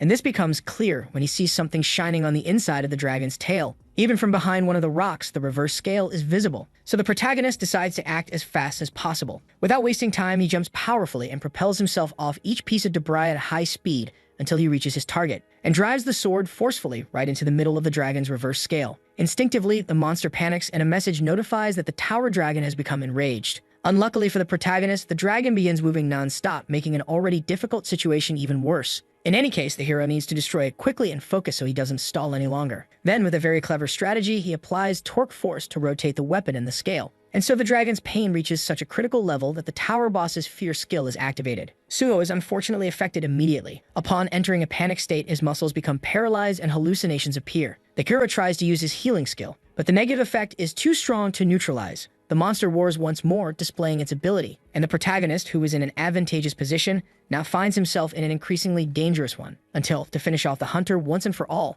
the monster slams its tail hard against the tower's walls. Ruining a few seconds to when the monster decided to crush him against the wall, Suo called on his subspace. And so when he was about to be eliminated by that devastating blow that sent debris flying, he was thrown inside by the dimensional portal that connects the worlds. Suo, who is in a desperate situation, knows he must act quickly. So he summons some potions he brought just in case, though he can barely move. Using all the strength he has, he opens one and drinks it desperately. It was a purification potion, and soon the effects were activated. Thus, the panic state was neutralized along with the hallucination state. And finally, the hero could collapse face down on the ground to rest a bit. It's extremely convenient that only authorized people can enter the subspace. Suo bought those potions wholesale, just to be safe, but never expected to use them. Moreover, the dragon gained more resistance by using fear, and since healing didn't work, he will have to keep fleeing to this place. However, this way, the hero realizes he won't be able to do anything, and given that, decides to test a new strategy, summoning some everyday items to try to find some use for them in the fight. After some time, the protagonist learns a low-level combination through the library of memories and summons a jar, which makes him very proud for being able to use formula combinations. Suo knows it's possible to combine various types of items, although many people don't value this possibility. Anyway, he put socks as well as a guitar and a broom into the jade for the combination. Still, if it weren't for the molecular pulverization class from a famous scientist of the past, he would have never known this. Suddenly, a light appears from the jar, and soon a message congratulates the protagonist for the successful congregation. From that mix, a ring was created that hides presents, ranked S+, called First Mumu, and of course the protagonist gladly received the item. Upon obtaining a new achievement, he gains 10 attribute points. And the reason it became an S+ rank item was because of this system bonus. There are many ways to categorize an item, so people use the terms original and fake. The first items that appeared were almost all S rank, which is the case with this one. However, a plus sign next to the rank means the item was affected by this system with some effect. And now, already able to feel the power in his hands, this item that now belongs to the protagonist is equipped. Our hero can see that it is a good item. In his past life, he hadn't obtained it because of a mad scientist who created the combination first. In any case, with these bonus points, he believes he should awaken that thing soon. First, our hero decides to allocate 4 points into mana, which finally makes him reach the 100th milestone. Thus, the boy evolves his mana to the red level before reaching level 50, which makes him very proud. He thought it would take longer to happen, so if things continue like this, he will reach the purple level soon. The attribute color changes at 100 points, but purple is only reached at 700. Anyway, the hero believes he'll get there faster than in the past, and having finished distributing the points, now it's finally time to summon the ancient spear, and with the weapon he got wholesale in his hands, it's also time to awaken it. Without wasting time, the protagonist begins inserting his mana into the weapon, and once again, the spear's seal starts to break. Just like the day before, the synchronization begins by absorbing a large amount of the hero's energy. However, this time with just a bit more power, he manages to continue the process until finally the absorption is complete. A black mist sweeps through the entire subspace, and a notification appears stating the seal has been broken, along with the achievement that the spear's consciousness has been partially awakened. Naturally, the item's information begins to change until the name Spear of Shadows, ranked a plus, is revealed. And with this in hand, now there's nothing stopping the protagonist from returning to battle at full strength. This is one of the Shadow Lord's treasures, and it is said to have been made using the bones of a god. It can be summoned anytime and repaired when broken, so if Jang Pyong had acquired the subspace, Suo wouldn't have gotten it. The reason its creator is called the Shadow Lord means he exists somewhere within the portals. The Shadow King used the Sword of Shadows, so once again, Suo avoids a future problem. Anyway, now the best thing he can do is test it. Wasting no time, the protagonist lowers his hand and calls for the weapon, and then a black light begins to form around the back of his hand, until the spear is summoned, accompanied by an extremely intimidating energy. With the weapon's handle gripped tightly in his hand, the hero praises how useful it is to summon it out of nowhere. Without further delay, now Suo will go for his rematch against the floor's boss dragon. For the hero, it's a shame he can't attack it from inside the subspace.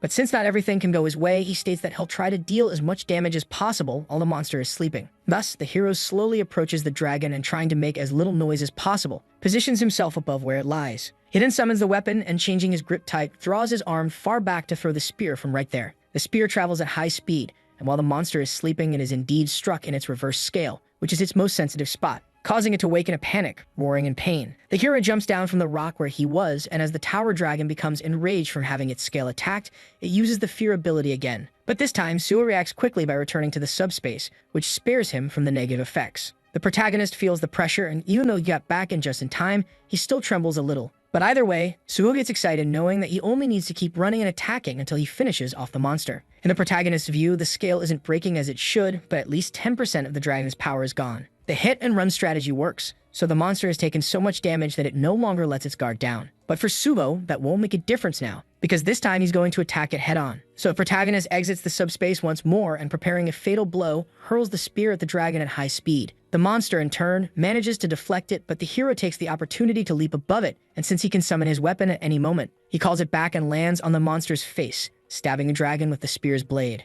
The dragon screams in pain, and the hero is thrown far away, making it very difficult to regain balance. Fueled by immense hatred for the hunter, the monster charges to finish him off, and now, with no apparent way to escape, an explosion occurs. As the dust settles, the monster tries to find the protagonist's remains, and since it has only one eye, it becomes difficult to locate him. That's why the hero, who came out of it completely unharmed, gains an advantage by running at high speed through the blind spot, until once again he summons his weapon near the scale. Visibly desperate, the tower dragon uses the fear ability once more to defend itself, and the hero enters a panic state. However, the spear that had been thrown continues its path until it strikes the scale and completely destroys it, draining the dragon's energy. Very quickly, the hero uses another purification potion, canceling the effects of fear. Thus, while the monster tries to recover, the protagonist jumps over it with his beginner's sword in hand. And since the scale was destroyed, he cuts that troublesome dragon entirely with a single motion, which makes him the first hunter in the world to defeat the tower challenge's boss. With the tower dragon dead, the 49th floor is cleared and a new record is set. But that no longer mattered since the tower had been completed, and for this achievement, Suo received 10 bonus attribute points.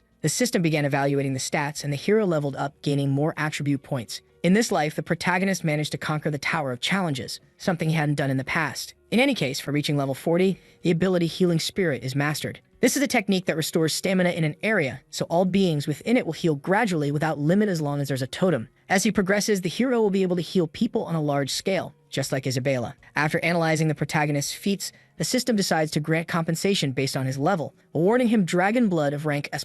Surprisingly, this was the ability of a certain player who claimed to have taken it from a mountain dragon. The draconic bloodline allows the bearer to use the powers of one without having been born a dragon, consisting of several levels. So seeing this before him, the hero becomes very excited, especially since with it, he might become even stronger than in his past life. As expected, the reward was quite generous, so the protagonist moves to collect as many resources as possible. And to help with that, the boy summons the Spear of Shadows, because by driving it into the ground, the spear reacts to the shadow of the tower dragon and begins to devour the monster's shadow, until the dragon's body is completely consumed by the weapon, making it vanish entirely, which consequently evolves the Spear of Shadows to rank S+ due to its Shadow Fang ability. With the increase in magical power, a new part of its consciousness is awakened. Then the hero decides to take a look at what changed in his stats. Apparently, its regeneration is now also ranked S, but what stands out most is something else. The Shadow Prison S-rank ability can be used to stun a target and trap them, and while active, the target will suffer damage from shadow bleeding. In total, 2 new S-rank abilities came from the evolution, as expected, and since he believes he's done everything he needed to, Suo turns to head back. However, he notices that one tooth remains, which didn't disappear for some reason.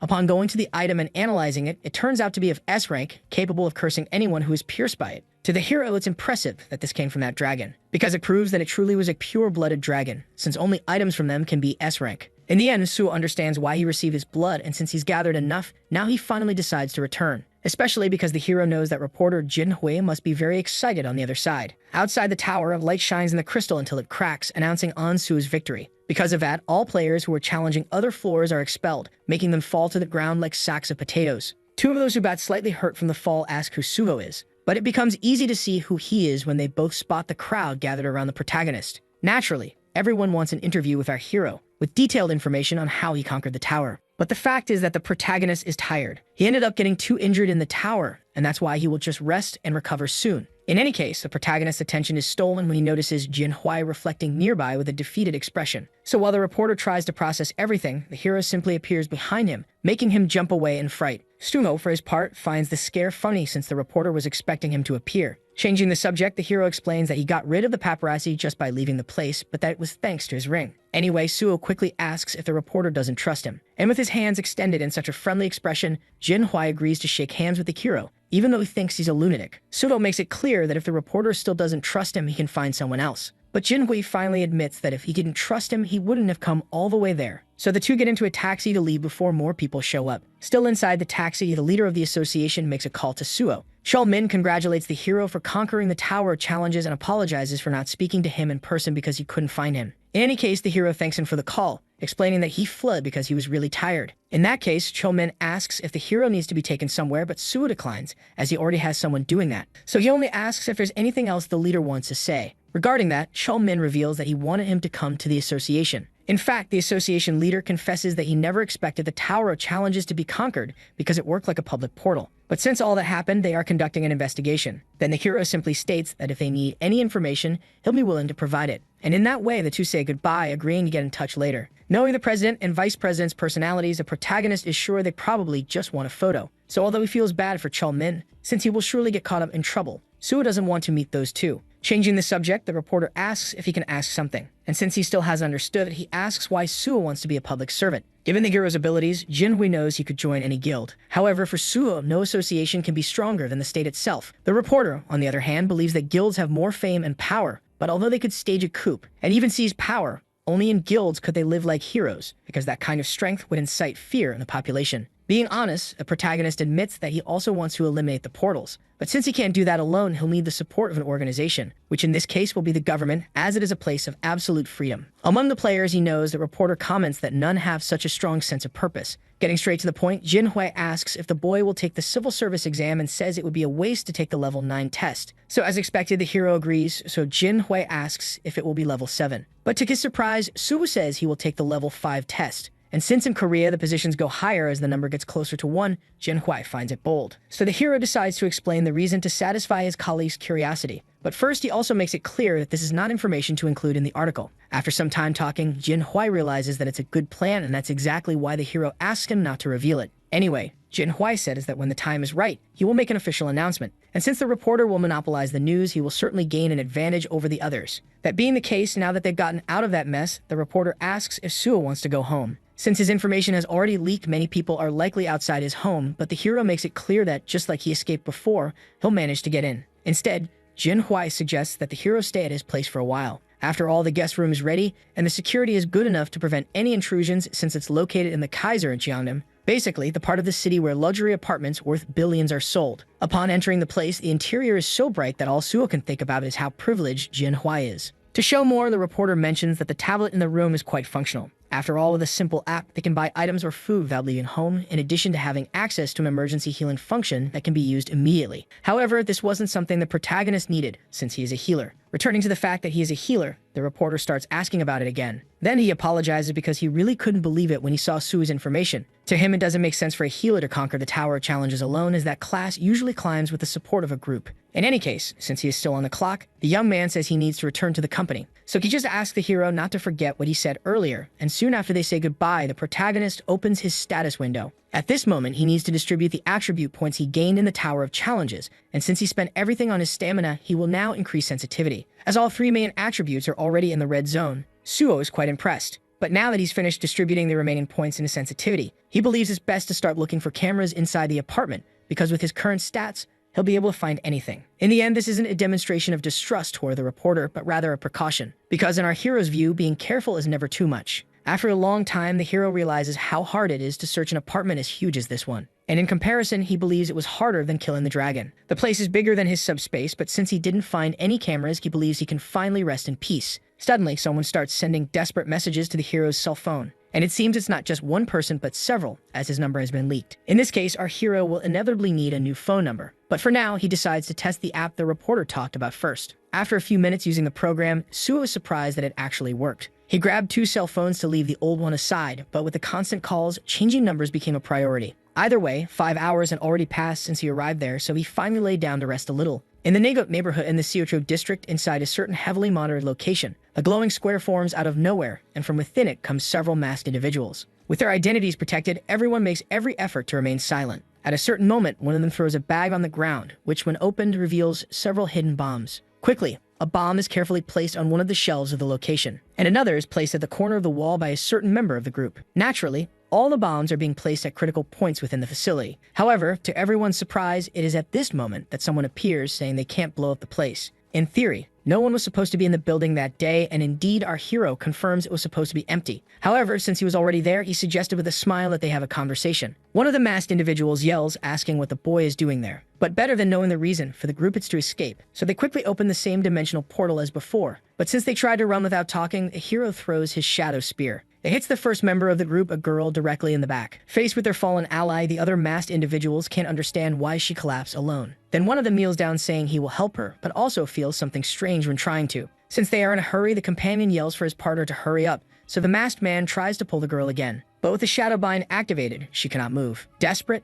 the man shouts that something's wrong and they need to try something else. The girl asks to be left behind, but the man refuses because he seems to have a bond with her. Then, considering her partner's decision, she asks them to eliminate the hero. Taking her opinion into account, they all agree, changing their strategy from escape to combat. But although he seems to be in danger, the hero just mocks them, saying it's very hard to have a conversation with them. In an instant, all 3 masked individuals move in for a fatal attack. However, without the protagonist needing to move, the attackers simultaneously feel a strange sensation. Because, to their misfortune, the protagonist's gravitational pressure skill had been activated. With the intruders suppressed, Sue asks if they are from Banshee. Banshee was a secret group of terrorists that became quite famous across the country because, until they were caught, they caused many problems with bombs. Naturally, the masked ones question how the boy knows their name. So the boy decides to start by revealing the first member, whose name is Kwak Duho, someone who makes a living as a janitor and is the most hardworking member of the team. The second is Seo Kyoan, who manufactures the bombs but also works as a high school science teacher. Next is the delivery driver Kim Hemin, who has an ability that allows for easy movement. And finally, the last member of the group is Gu Yanhwa, a student at the Korean Women's University and founder of the group, as well as a user of an ability that disables electronic and magical devices. Obviously, the hero states he doesn't need to explain how he knows their identities. After all, as expected from the smartest person in the group, Manhwa already knows him. Sugo asks the girl to tell the others that he's not a bad person, but she asks why she should trust him. Then the hero replies that he knows how to deal with kids like them. Including today's attack, there have been 3, and although no civilians were injured, it damaged other people's property. With the girl's ability, the security cameras weren't working, so the police are still trying to investigate what happened. But even knowing all of this, the heroes still can't understand how they managed to carry out so many attacks without leaving any trace. That's why Suo asks if the girl wants him to go to their houses to speak with their families. But the girl obviously asks him to wait. Thus, with the 4 in the palm of his hand, Suo comments that now they can talk more properly. Since he doesn't work for the government yet and has no intention of hurting any of them, the hero asks if that's enough. Manhwa still doesn't see a reason to believe him, but the protagonist warns that he could simply hand them over to the police. So what they are discussing now is a choice with only 2 options.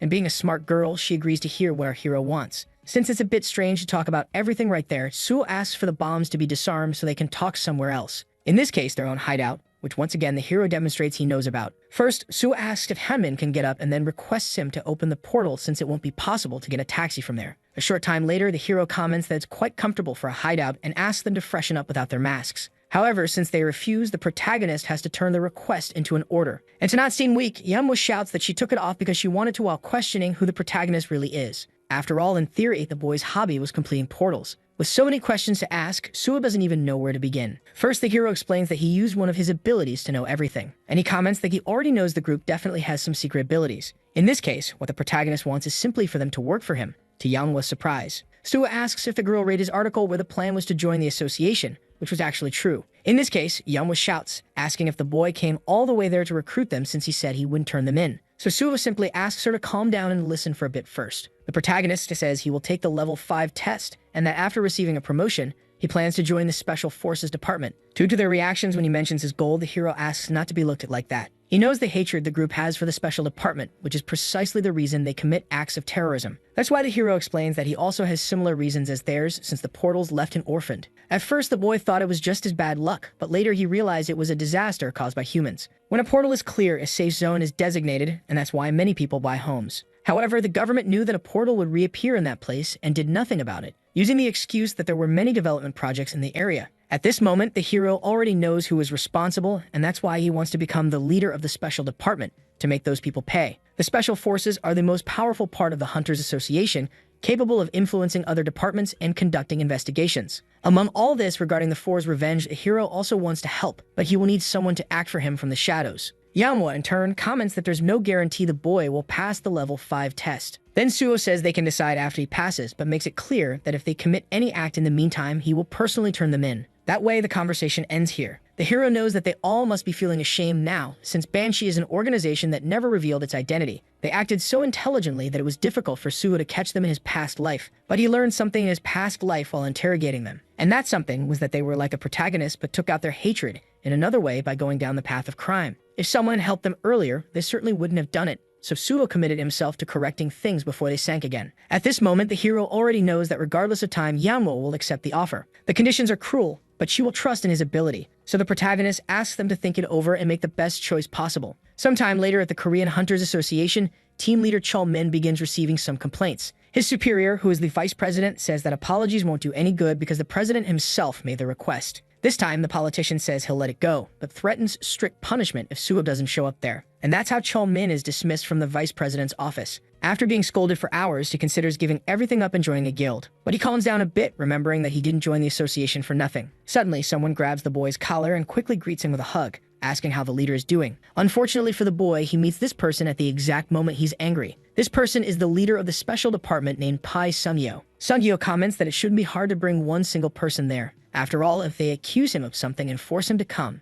they can just apologize later. Obviously, Chul Min doesn't quite understand what the other leader is saying. So to explain better, Sungyo suggests adding to the invitation that the president wants to see Suo because he's being investigated. Since he heard that the boy also wants to join the association, Sungyo believes it will benefit everyone. Brushing off what he considers a weird joke, Chul Min comments that something bad could happen. Then Sungyo says that every time he sees Chul Min, he thinks of him as a good person, but also as someone too naive for being an officer afraid of a mere hunter. Thus, Chul Min pretends to agree under pressure. Sungyo says their job is to put fear into hunters to make them obey orders. So as the boy is a leader, Sungyo says he should start acting like one. After all, sometimes there are better ways to solve complicated situations. Anyway, the special department officer says he'll always be around when Cheolmin needs him. And so the two say goodbye, but despite the friendly appearance, the hero's friend thinks of that officer as someone disgusting. At first, he had a good opinion of him since he was part of the association. But over time, Sungyo actually proved to be someone quite scary with a lot of knowledge. Either way, the boy leaves work to rest a bit for now. But as soon as he goes down the stairs, he stops on a step to sit and reflect a little on recent events. When he met the protagonist, it was clear that he truly wanted to help the association. But suddenly, he turned cold like in their last call. Cheolmin believes that Suo must be getting many guild offers now, which is unavoidable,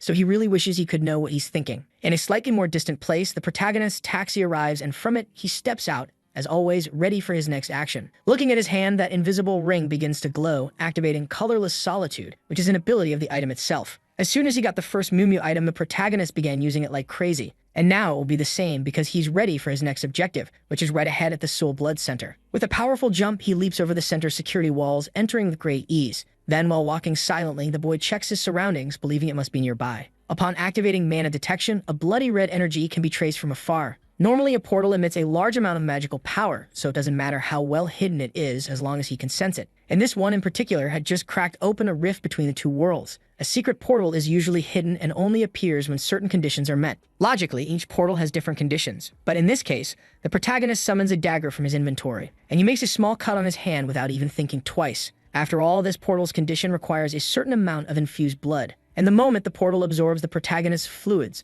the conditions are truly met, which makes him proud. This way, the secret portal is opened, granting the boy 5 attribute points for the achievement. And now, with the portal's information loaded, this blood portal is activated. Sometime after entering that place, the hero uses the power of light and realizes he's in a cave, so he becomes curious to go deeper. Along the way, a liquid falls on the protagonist's head, catching his attention for seeming like some kind of water. However, when he looks up, several small red eyes are seen, making it clear that it's drool from level 63 vampire bats. Wasting no time, they all charge in unison to attack the hero, and he comments that the party is about to begin. A new skill called Intimidation is activated, generating a wave of power. And so all those monsters trying to attack the hero are easily defeated by his presence. One of them that remains alive writhes in pain on the ground, so to finish it off, the protagonist approaches, and using his Shadow Spear, he activates Shadowbind by driving the spear into the ground, creating a wave of dark energy through the place, which causes all those bodies to be consumed in a few seconds by the weapon's power, leaving the place clean. Nothing is better than Intimidation for small fry because as an S-rank skill, it doesn't depend on level difference. Normally, people focus on 1 or 2 attributes, but since the hero knows exactly how the system works, he decides to give attention to all of them, rising to level 45 with 5 points in each red attribute. The hero, for his part, believes it was too much just for vampire bats, so he checks the battle log and is surprised. After all, among the bats, there were also blood slimes, which were probably hiding among the vampire bats on the ceiling when Suo accidentally exterminated them. Even though it was a great skill, Suo didn't enjoy the fight that much. But he also knows that the higher the monster's level, the more resistant they become to the pressure caused by intimidation. Thus, the protagonist keeps walking until he finally stops in front of the boss gate, where the main event of the party will take place. And without even having to think much, Suo opens the gates and enters the boss room without fear. The inside of the place is completely vast, surrounded by crimson light. At a certain moment, the protagonist announces that the monster can come out of hiding now. Red eyes shine in the shadows of one of the room's corners, so the protagonist summons his beginner's sword and defends himself from a charge by a giant bat that tries to finish him off. The most unexpected thing for the hero is the fact that the boss is a giant vampire bat. But even so, he fights back with a slash to the monster's wings, sending it flying. To the hero's surprise, suddenly he feels something approaching, and upon turning around, he sees a giant blood slime attacking at high speed, forcing the protagonist to dodge just in time. Faced with these two, it's clear they're certainly not the boss, but also not common monsters. One is a century-old bat, level 72, and the other a blood golem on the same level. Despite that, the hero believes they are too weak to be a real challenge. So the three approach for a confrontation, and while the golem faces the protagonist in close combat, the bat tries to flank him, using his flying ability as an advantage. However, at the right moment, the protagonist counters with a slash and also turns, hitting the golem in 2 spots. Additionally, while stabilizing on the ground, he takes advantage of the monster's confusion from their injuries to use his full power, and eliminate both at once with an explosive slash that sends everything it touches flying through the air. Thus, as the debris from the explosion settles, the dust begins to clear and Suo gets a bit excited believing in his victory. But he quickly returns to reality because of a very important fact he had forgotten, that both the century-old bat and the blood golem had the power to resurrect whenever they wanted. The wreckage increases as the fight continues between the protagonist and the 2 monsters in the boss room. In addition to being able to resurrect, since they are blood monsters, physical attacks don't work very well. That's why the hero believes he'll have to use that Suddenly, his hand begins to glow, and as the monsters approach, a new sword materializes. Naturally, the clash causes an explosion even stronger than the previous one. However, when the dust settles, the monsters seem worried because the bat starts bleeding after being struck in a critical area, and so does the golem. Before, it didn't matter how much he slashed, it wasn't doing any damage. But in the end, they still have a weakness against silver swords blessed with divine attributes. And as a healer, what the protagonist knows best is how to manipulate divine power. A strong light is created when Suo channels this energy into the sword, and as it passes through the monster's entire body, its end comes swiftly. That's why the hero steps on the defeated bat and mocks how easy it was to defeat it, addressing the blood golem. He asks with a smile if he should also use divine power on him. The golem becomes more furious than ever and charges forward to avenge its companion. However, what it didn't expect was that now the protagonist could take it down much more easily than before. And just like the other with a single strike, the blood golem is defeated, which makes the hero really appreciate this attribute. Being a healer, using divine enchantment becomes quite useful. By enchanting his silver weapon with that power, Suo created the perfect weapon to deal damage to the monsters in this place. Suddenly, a sense of an intimidating presence is felt behind the protagonist. Then he realizes that the true boss of this secret portal is finally going to appear. With slow steps, the boss recalls that the boy not only invaded the place, but also killed his subordinates. Calling the hero an insolent creature, he says the boy doesn't know his place. So the level 76 cursed prince orders Suo to kneel and confess his sins. But the hero asks what will happen if he says the reason he came was actually to find her. In response, the vampire attacks, claiming the protagonist is far too arrogant. In the first strike, our hero manages to defend, and even though he's thrown backward, he dissipates the magic, finishing with a mocking question, asking if his majesty is done already. Furious at the intruder, the vampire changes his strategy and creates a blood sphere. And with it in hand, he believes the boy won't keep running his mouth afterward. Unexpectedly, instead of launching it at the protagonist, he infuses all the blood into the ground, then sees a blood rise around the protagonist in an instant. These are curtains of blood that block the opponent's vision, and since the entire room is filled with the vampire's energy, the hero can't tell where he is. Either way, Suo believes it's better to concentrate since he doesn't know from where his enemy will strike. Still paying attention to every movement in the hall, the hero turns around when he senses something and manages to defend himself even from behind. The prince indignantly questions how the boy's reaction was so fast, but Suo only mocks again, saying he has good reflexes. Between the protagonist's sword slashes, the vampire creates huge blood claws. Then when he hits him, the hero believes he's about to win. But the prince immediately shatters that expectation,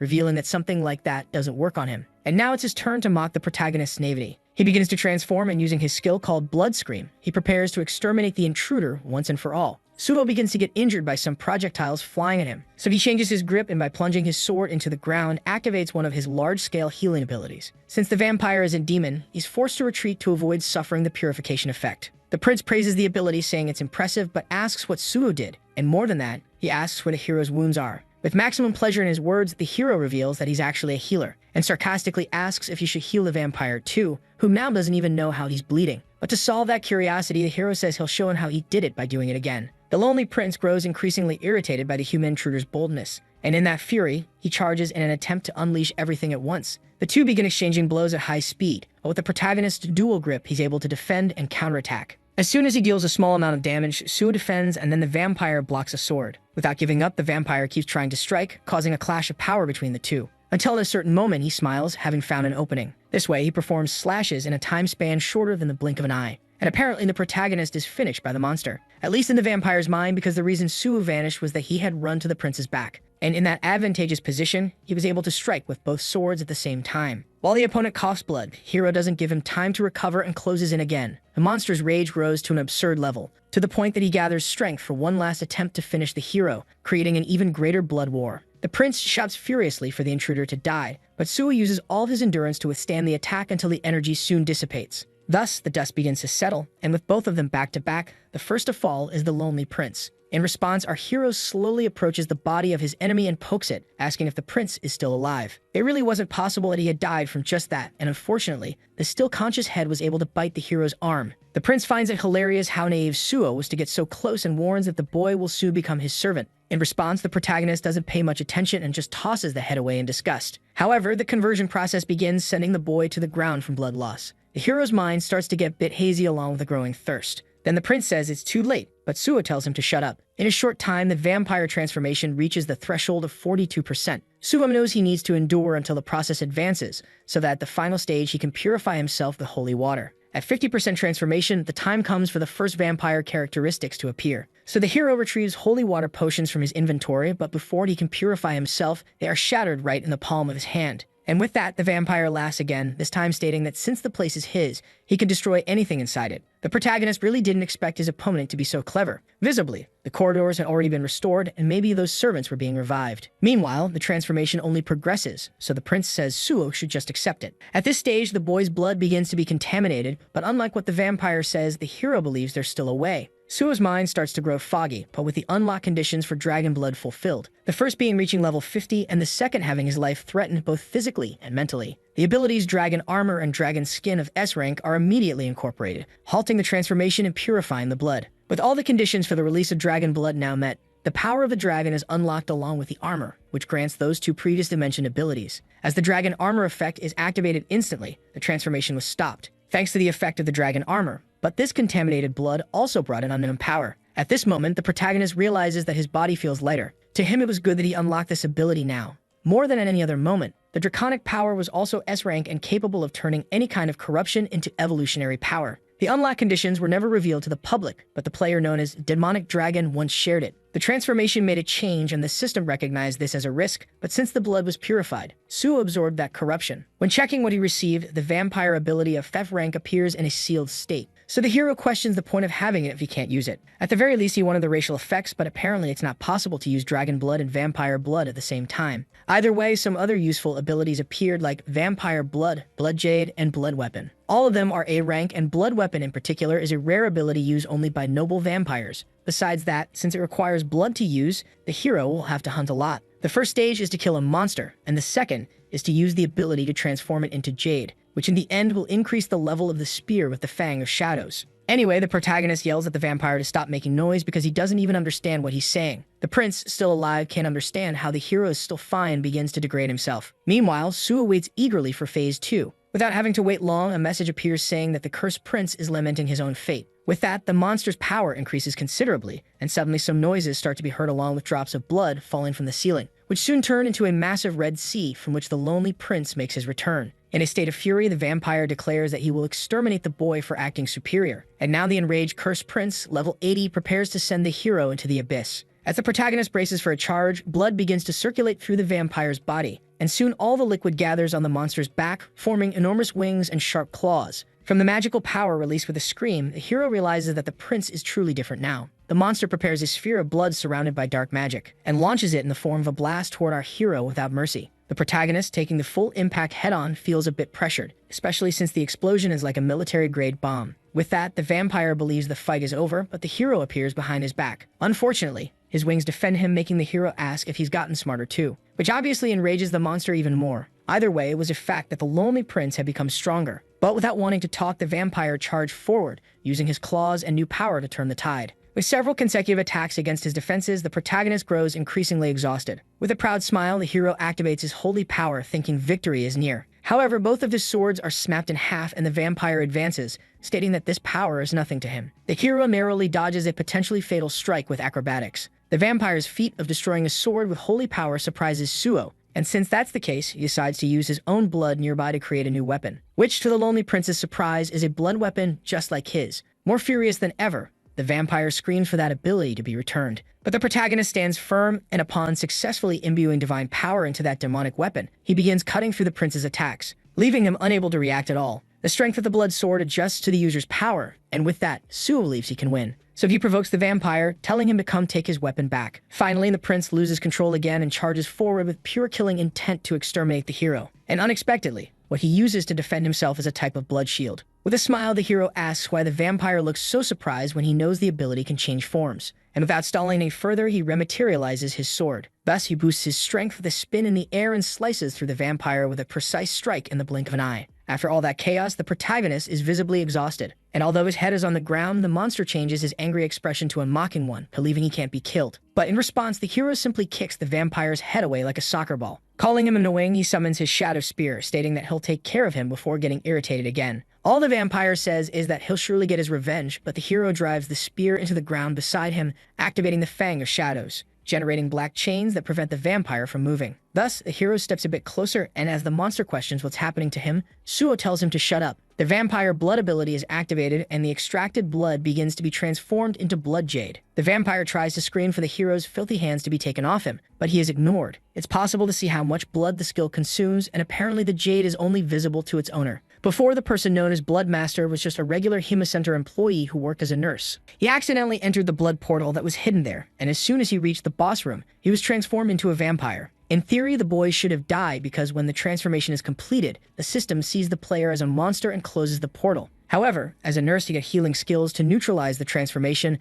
and all of his abilities at the time were recreated as vampire abilities. He practically was reborn with a new power, and then after defeating the Cursed Prince, he closed the portal. From that point on, this player was recognized as the worst villain on Earth, called the Bloodmaster. In the end, since the protagonist was a prosecutor, this information somehow fell into his hands. That's why he already knew everything, from the transformation to the blood weapon. At this moment, the vampire keeps screaming that he will take revenge for all this humiliation. However, the hero simply asks him to try, because now that the monster has dry blood, he will no longer be able to react. The Shadow Spear reacts to the Cursed Prince's shadow and begins to devour his essence until, upon finishing, it becomes even stronger by successfully completing the absorption process of the Cursed Prince. With the secret portal concluded, the MVP is declared by the system as Ansuo, and while receiving several bonuses for his feat, the exit portal is created at the end of that day. He also realized how powerful the dragons were. It became clear that regardless of a vampire's strength, it couldn't compare to a dragon. Even so, the hero finds it a shame not to have gained all of the vampire's power. But it's at that moment that the system alert appears. The system analyzes the boy's talent in detail and decides that he deserves a reward. In addition to 10 bonus attribute points, the hero gains the New Blood, which is basically capable of harmoniously accepting all types. Even for Suo, who came from the past, it was surprising. After all, a power like that, not only allowing for the mixing of races, but absorbing them in the purest ways like winning the lottery. Without delay, the vampire's seal is broken thanks to the effect of the New Blood. Thus, he evolves to S+ rank, and the original vampire ability given only to those of royal lineage also appears. Although the hero had never heard of it, this is an S+ rank ability, while the Bloodmaster had only obtained an A+ rank 1. Even those born as vampires do not possess something with the adjective original, so the protagonist believes it must be an effect of the New Blood. He thought he would only be able to acquire a few abilities, but in the end, it was better than expected. And that also meant that unplanned things could happen. In any case, the boy decides to stop dragging things out and go ahead to visit Nexus Academy, where he will study. Sometime later, inside the headquarters of the Great Nexus Corporation, the director walks down a hallway with her top executives. That's because they are all there to report to a boss who is waiting for them. Kib announces that the hunter Suo will attend the next day to visit the guild. Then the president of the Nexus Guild, named B. Dongyuk, says they need to prepare since there's still a chance the boy could change his mind. Later that night, sometime afterward, at the reporter's house where Suo is staying, he enters the place and calls for Jin Hui, who for some reason is sprawled out on the couch. As soon as the hero asks why he is sleeping like that, the reporter wakes up. He recaps that Suo conquered the Tower of Challenges, and that now he is his roommate. So with 2 drinks in hand, the guy says he waited so they could celebrate together. But when he arrived, Suo had gone out, so he accidentally fell asleep while waiting for him. In this case, the hero warns that it'll be hard to take care of him because things like this will happen all the time. Changing the subject, even though it's late, the protagonist asks if they're going to drink, and since that's exactly why he's there, Jin Hui says yes. Shortly after, Suo says he really liked the recommendation of that app. He knew the guy earned well with his articles, but he didn't know he was that rich. Jin Hui, in turn, explains that's what you get for being the son of someone important. And since the hero's secret was told, he agrees to reveal that he's actually the youngest son of the president of the Dazen group. He also reveals that all his siblings have different mothers, as if the mothers were his father's mistresses. Therefore, Jin Hui is an illegitimate child, and that's why it's a secret he hasn't told even his coworkers. When asked about it, the reporter clarifies that his work is more like a hobby. In the end, he's already received many things from his father, but no shares, and he has also refused to work at any of his father's companies. After all, the boy believes he's good at writing, but terrible at managing. In the hero's opinion, Jin Hui does well as a journalist, which makes him embarrassed and leads him to also praise Suo's talent as a hunter and a toast between the two. The next day at dawn, the protagonist walks around yawning a lot, until he is greeted in the kitchen by the reporter who is already prepared for work despite it being the weekend. The hero commented that if he had known that he wouldn't have let the boy drink, but Jin Hui enjoyed it. In any case, Suo asks if any article about him is in the works, but the guy says it's not possible to live just doing that. Changing the subject, Jin Hui hears from the hero that he's going to stop by Nexus headquarters today. But the fact the protagonist reveals he reached level 51 last night makes the reporter spit out his drink. Surprisingly, the protagonist was at level 40 just a day ago when he left the Tower of Challenges. Then the reporter comments, somewhat confused, that the more he knows, the less he understands. Anyway, he reflects for a moment looking at Suo, and quickly tells the boy to get dressed in case he wants to make a deal. The hero, in turn, says he's fine as he is, but Jin Hui insists that he borrow a suit, and make a good impression. He also makes it clear that he will lend one of his cars since Suo can't expose himself. Thus, just as agreed, a short time later, with the convertible car, the protagonist parked in front of Nexus headquarters, naturally surprising everyone who was waiting there. Without wasting time, Suo stepped out of the car in an elegant outfit worthy of a great hunter, which in the end even convinced him that he had managed to make a good impression. Inside Nexus headquarters, President Bae Dong-hyuk introduces himself and the hero greets him, saying it's a pleasure to meet him. Getting straight to the point, since Suo has evolved a lot in recent days, they were worried that he might change his mind as he wanted to be a civil servant. But to everyone's surprise, the hero affirmed that this was still his main goal. Given that, Dong-hyuk asks why he wants to join a private guild. Honestly, the hero replies that joining the Korean Association is easier, and that he plans to take the level 5 civil service exam. So he wants to build his resume with a major guild in a sort of psychological game to avoid being intimidated in the association. That way, Suo's intention with Nexus becomes clear, and in his opinion, everyone wins because while he's there, he guarantees to do his best. Dong-hyuk understands the hero's goal but says he has a question. Initially, when the boy was just a stranger, he proposed a deal saying they would need him badly. Everyone there thought it would be a great opportunity, considering how things had been in recent years. But now that all the guilds are also eager to have him, the president questions why Suo still wants Nexus. Dong-hyuk clarifies that he is aware of the talent Suo has, but he still doesn't understand his true objective. Therefore, from the president's point of view, if they accept such a strange offer, they will look tamed, and because of that, even if it's Suo, they will have to refuse. In this case, with a good laugh, the protagonist responds that it's something personal, recalling a certain speech from the president. Also, although he doesn't know much about the others, Suo is aware that Nexus is the corporation most committed to contributing to the Korean nation. When a portal disaster happened in the past, the guild that helped the most with the rescue was this one. Because of that, the protagonist trusted those words, so since he wanted to help people, he believed there was no better place. He also stated it would be even better if they could continue working together after he joins the association, which Dong-hyuk approved. Changing the subject, the president asks if the hero really needs to join the association, since it would be much easier to contribute with him in the guild. Suo agrees but says that if he truly wants to fulfill his objective, he will need to enter portals that others cannot. For example, those classified by the government as high risk, the so-called sealed portals. Suo wants to go further and eliminate all 5 high-risk gates. So until he becomes a civil servant, all the portals he clears will be marked with the name of the Nexus Guild. And with that, he convinces himself that things can drastically change, especially since the hero wants Nexus to rise to the top. Dong-hyuk asks why that is, since the boy is already fulfilling that without his help. But to respond, the hero recalls that he said he would do everything possible while he was there. So in addition to clearing portals, he also wants to recruit and train new members. Very surprised, the director asks if any of the members caught the boy's attention, and promptly, Suo replies that he's talking about Kang Daehan. In this case, she asks if it isn't the guy who just switched his main weapon. But the hero says it was he who made that recommendation, which only makes the director even more excited. Suo comments that he made the recommendation based on a serious analysis and guarantees that Daehan is better than before, which Kim inevitably has to agree with since it's a fact. According to the analysis they had, everyone believed it was impossible for Daehan to pass the tests, but in the end he finished in second place. Therefore, even though it's a little embarrassing to say, she thanks him, boosting the hero's ego even more. Interrupting the two, a person comments that if the offer is real, it will be very good. However, the third member at the table makes it clear that he still has one more question. From when he understood that while the hero is there, he plans to enter the sealed portals. But since the government manages them personally, it's difficult even for guilds to get authorization. So the guy asks how the protagonist plans to get authorization on his own. But for that, Suo simply suggests continuing the meeting when he brings the approval in hand. In fact, the hero comments that he will prove his determination by entering one of them. Therefore, a bit worried, the guy comments that Suo always gives options that are hard to refuse. But to the hero, that distrust is normal since he's still just a rookie who caught the public's attention. So as he's not even at level 100 yet, he states that he'll get rid of that title and become a true professional. And to do that, he'll prove his worth on his own, which makes Dong-hyuk think very highly of the proposal, agreeing to continue after the completion of a sealed portal. Right after the hero's departure, that same guy from earlier, who was the president's secretary, was called in order to prepare all the necessary documents for Suo's recruitment, along with the formation of a special team just for him. Obviously, the secretary questioned this since the agreement was to wait until they conquered the first portal. But Dong-hyuk simply replies that it doesn't matter because he wants to show that he trusts him by preparing everything in advance, since he's certain that Suo will keep his word. And even though it's not so certain for the secretary, the two were clearly able to see the hero's eyes full of confidence,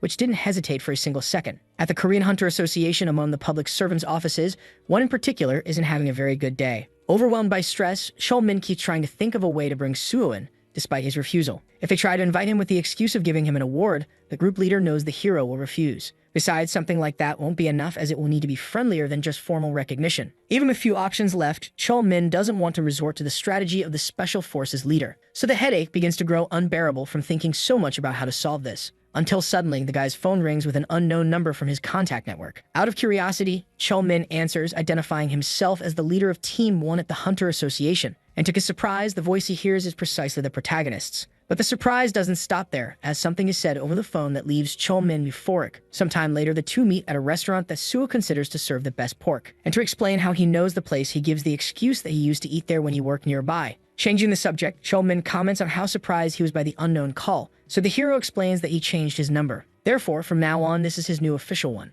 Min, in turn, thanks him for reaching out, as he thought they would never speak again. That said, the hero asks if the guy got into some kind of trouble, like the association pressuring the leader to bring him in.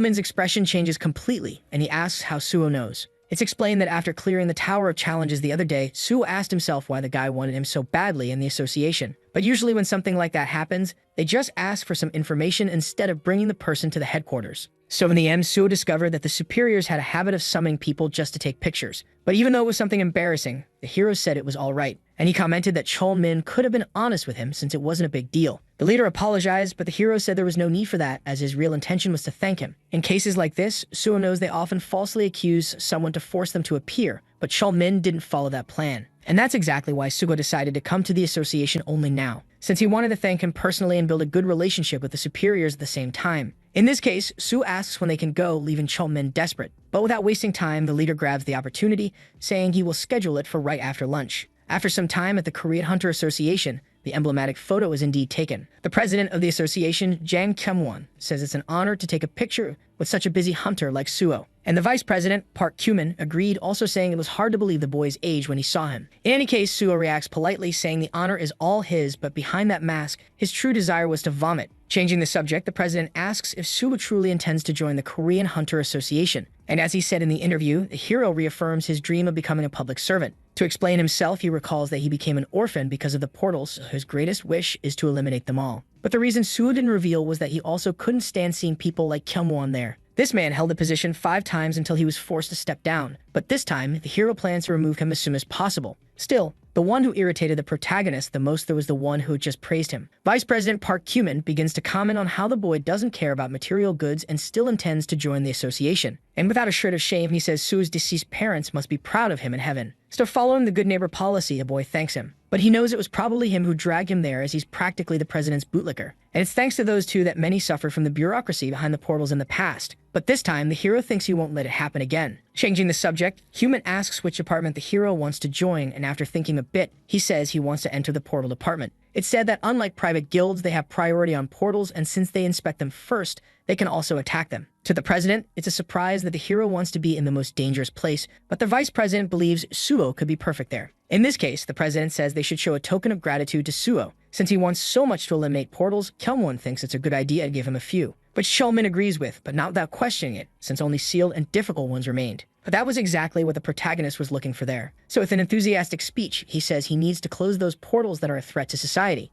Min tries to shout, interrupting the excitement of the two. But at that moment, his attention is called by the president, who asks what the problem is if they just want to give Suo a gift. Just the look from Kyung-won is enough to silence the leader of Team 1. So Min gives up on protesting and says he'll make the preparations. Thus, Kyung-won returns to being friendly with the hero, wishing him good luck on his mission, and he guarantees that when it's done, he'll give an interview giving all the credit to Suo and offering all possible support. Min remained distressed over how the superiors handed out sealed portals like they were toys, and that's why he hates the non-awakened, because they don't know what a portal is like and how many lives had to be lost for one to be considered sealed. Just the fact that they want to send such a precious hunter to a hunter's graveyard infuriates Min, and the hero knows very well how his colleague feels. However, since the president and his vice care about nothing but money, they don't mind casualties as long as the portals get closed. Changing the subject, Kyung-won asks what level of civil service exam Suo plans to take. And without hesitation, the hero replies that he will take the level 5 exam. Even though it's difficult, Suo responds that only at that level will he be able to make a difference and explains that this is the reason behind joining a guild. Human comments that it's good to have colleagues with previous experience, but since guilds don't usually make temporary contracts, that's why Suo is still hesitating to have time to gain more experience. And if there is someone who can understand his situation, he says he will sign a temporary contract until the public exam. Since the president thought it was a good idea for Suo, now it certainly won't be a bad thing to join Nexus. And with this opportunity, he'll finally be able to form a relationship between the two corporations. Suddenly, to everyone's surprise, the association's team leader Pai Sang-yeol appears at the door, and soon enters asking if his superiors are eating something tasty in secret again,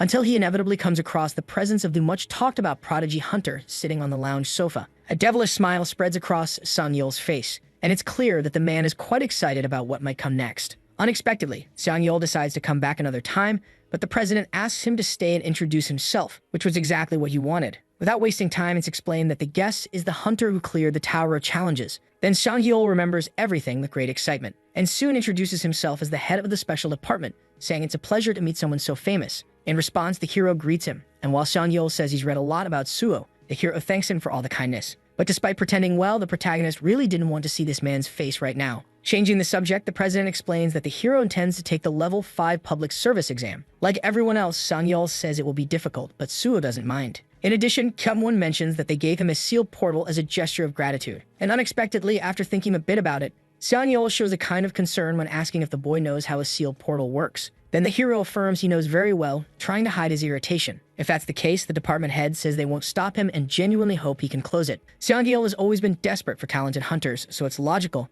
that he's worried about someone promising dying in vain. Anyway, Sang-yeol says he'll support the boy to succeed in the exam and promises to take very good care of him in his department. But Kyung-won makes a point to deny that since the protagonist has already decided to enter the portal department. To explain, he says the protagonist's dream is to eliminate all portals, so he wants to have entry priority. Even so, Sang-yeol sees no reason why the special department couldn't do the same, and when he asks Scene 1 leader Chol-min, he nods with his head down. In any case, if the boy really passes the level 5 exam, Sang-yeol jokes that Chol-min will be in trouble. But he leaves that for when it happens and makes a point to reaffirm his support for Suo. Then the protagonist thanks him, saying he'll do his best, though not without thinking of the man as a sneaky fox. Naturally, if the hero passes the level 5 exam, he'll surpass Chol-min, who will be in a tough spot. And that's why it will be difficult to approach him in that context, though Suo remembers this isn't the first time. So at the end of the conversation, everyone says their goodbyes due to other commitments, and Chol-min is put in charge of giving details about the portal. As they walk through the hallways of the Hunter Association, the downcast expression of his colleague becomes clear to the protagonist. Because of that, he asks if the guy is worried about him,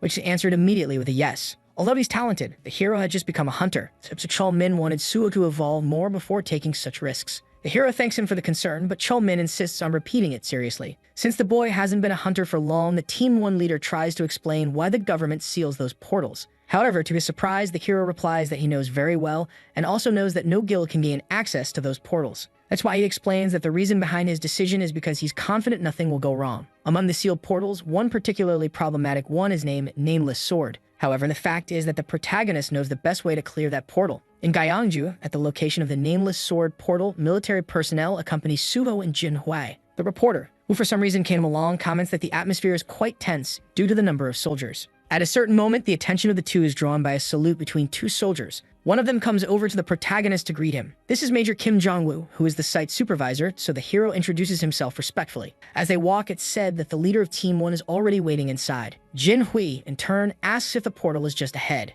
And as they continue walking, the Major replies that it is, also highlighting how unique the surrounding material is. Iron walls with superalloy were built around the portal to trap monsters and suppress shockwaves. Jin Hui comments that it's larger than he imagined, and Suo finds it interesting that they placed it far from everything. At that moment, the Major informs Chol-min about the protagonist's arrival. The team leader comments that the trip must have been tough, and Suo asks when he arrived there. Chol-min explains it's only been a few minutes, but asks who the person next to him is. Promptly, Jin Hui introduces himself as a reporter from PBS, and while they greet each other, the team leader asks if the guy came to write something. Then the hero replies that he only came to take a few pictures after the gate is cleared, which isn't a problem. In the end, the question was just because Chol-min found it strange that Suo brought a reporter with him. But Jin Hui makes a point of telling the public servant to remember his face because he'll be seeing it often. Back to the main topic, the Major comments on what he heard about the hero entering the portal alone, which Suo confirms. Jong-woo then asks to know the protagonist's level, but is quite surprised to learn that he's at level 51. Since everything is already set, Suo is granted permission to enter, but is also informed that the gate will be sealed again, which the hero thanks him for. But before anything else, the team leader calls the hero one more time to ask if the boy really knows how to clear the portal, and Suo affirms that he does. Out of curiosity, Chol-min asks for a step-by-step explanation, but the protagonist says it's a little hard to explain. So he simply asks his colleague to act the same way he did when facing the Tower of Challenges. In these final moments, Chol-min strongly wishes for the boy to return safely. But Suo surprises him by saying that 1 hour will be enough. And with a calm but confident expression as usual, he says goodbye and enters the portal, which is then sealed once more. Now that the protagonist has entered, Chol-min understands they just have to wait and trust. But the Major asks if everything will really be okay. After all, this isn't a portal that a typical strong hunter can clear, and on top of that, the hero is a healer, but the reporter insists that doesn't matter. He explains that healer is just a classification given to the boy, which Cheolmin agrees with, saying he's never seen anyone wield a sword as well as he does. When the hunter test was conducted, the leader of Team 1 was there just to observe, and of course, the hero took the healer's test. But he simply killed all the monsters with a sword and passed. Even Jinhui asks if that's allowed, and the leader of Team 1 says he had the same reaction. But in the end, the boy protected the civilian until the end, which was the goal of the test. In any case, the major finally begins to understand the reason the boy came there, so Cheolmin confirms his theory, recalling that inside that portal lies the incredible imperial sword known as the Nameless Sword. Upon entering the portal, the place looks like a normal wild environment, and as he walks, the protagonist feels a strong sense of nostalgia. In his past life, it had been very difficult to complete it,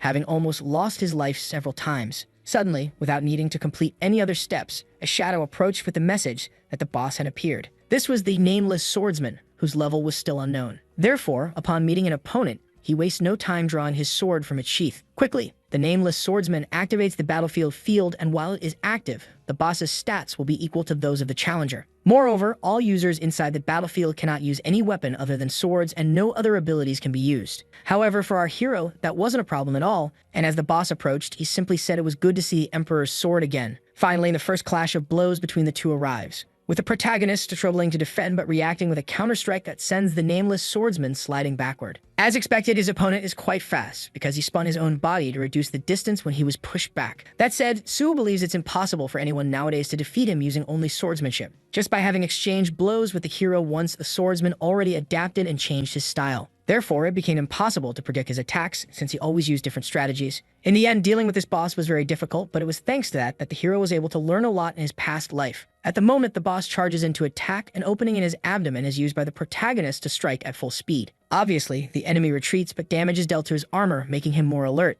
In any case, since the boss will no longer make aggressive advances, the protagonist decides to go on the offensive and begins attacking with everything he has, until he reveals that this is his 17th time fighting the Nameless Knight until nearly dying, and strikes brutally at one of the enemy's arms. In response, the knight tries to land a blow to cut the boy in half, but he ducks and this time hits the opponent's right leg, in addition to hitting him with a powerful kick that sends him into a bush. During the existence of the portal, many people were curious to know what was inside that armor, and among those people, the hero was one who ended up disappointed. Everyone admired the Nameless Knight and referred to him as a master swordsman, but in reality, he was just a specter without the soul of the demonic sword. Even without the armor on one arm and one leg, the specter remains, and the two charge into confrontation once again. The protagonist defends several attacks with great skill, and one of them comes very close to his neck. So he defends again with his blood sword, and upon knocking the opponent's sword out of play, lands another front kick, then quickly moves in low and strikes horizontally with even greater force. Following that, several other attacks are delivered, so the Nameless Swordsman retreats to try to reformulate his strategy. But the protagonist doesn't give him time to regain the advantage, because his sword style and personal technique were created precisely to surpass the Spectre's movements. In other words, the hero lands a precise cut on the Nameless Swordsman, because as he knows everything about him, the knight can never win, even if he returns from the dead. With that, the armor begins to shatter along with the Spectre's dissipation, and the system announces the portal's completion along with the MVP, who is on Suo. For the hero, it had been a pleasure to see him again, even for such a short time, because if not for him, his skills would never have evolved to the point of being recognized with the title of Sword God. Thus, Suo asks the boss to rest in peace, stating that he will always remember him on Teacher's Day. The protagonist levels up and all his attributes receive bonus points. Suo thinks it's a pity that his opponent is a bloodless ghost he can't absorb. However, he picks up the sword from the ground, thinking that this alone will be enough. Unexpectedly, the Nameless Swordsman's sword is level F, referred to as just an old sword. And even more unexpectedly, the protagonist breaks it with his own hands, but this was necessary to activate its use. And this is how the true form of the sword begins its activation. The soul of the Nameless Sword was imbued into the hero's swordsmanship, and the information of the Guardian's sword changed, raising it to S+ rank along with infinite evolutionary potential by absorbing the will of the Nameless Sword. Sometime later inside the portal region, the hero's 3 allies are analyzing everything through cameras.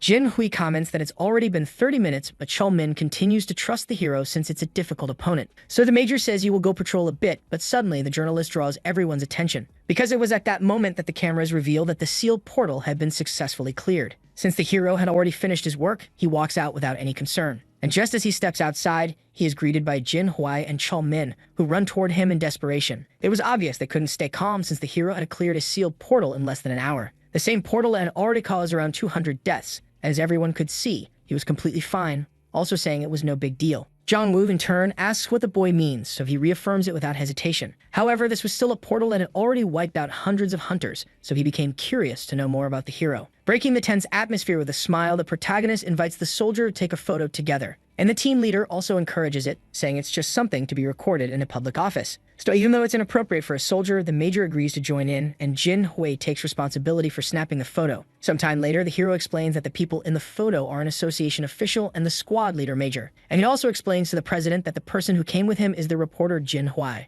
Either way, Dong-yuk says such an introduction isn't necessary, and he gets straight to the point, asking how on earth the hero managed to do it, from how he got authorization to enter the sealed portal and clear it, to how he managed to do it in such a short time. Still, in a general summary of things, Sudo says he met with the association president, asked to enter the sealed portal, and cleared it. Even though that's exactly what happened, Dong-yuk still can't understand how it's possible. But now that he's proven his skills, the hero brings up the subject of signing a contract and states that he has two conditions. The first is that he wants full support while he's at Nexus, and the second is that the contract must be terminated once he assumes public office. Sudo says he's already informed the president of the association about this, and despite many guilds having contacted him, he wants one that understands his situation. Still, although feeling a little odd, Dong-yuk laughs a lot and asks the secretary to bring the documents quickly, especially because shortly after their last conversation, the hero really proved his words. Thus, Dong-yuk extends his hand while telling the boy to get ready because there will be many tasks for him in the future. And with a handshake, the hero promises to do his best. Hours later, already in the evening, since Jin Hui drove on the way there, Suo offers to drive back, but the reporter refuses, saying it's a manager's duty. To explain, the protagonist always gives exclusive articles, so the boy says acting like this is the least he can do. Jin Hui says that driving a regular car after getting used to sports cars is comfortable and confuses the hero by saying he bought a new car. But as expected of a rich guy, he did it to give Suo. Changing the subject, the hero recalls that the boy didn't go to the office today, but since he had many exclusives, he says it's fine. Also, he asks the hero to relax because he was already planning to give him a ride. Jin Hui says he'll start with the sealed portal completion strategy because he doesn't know how long it'll remain a secret. So the hero agrees with the plan, but the reporter says he still has one more thing to ask.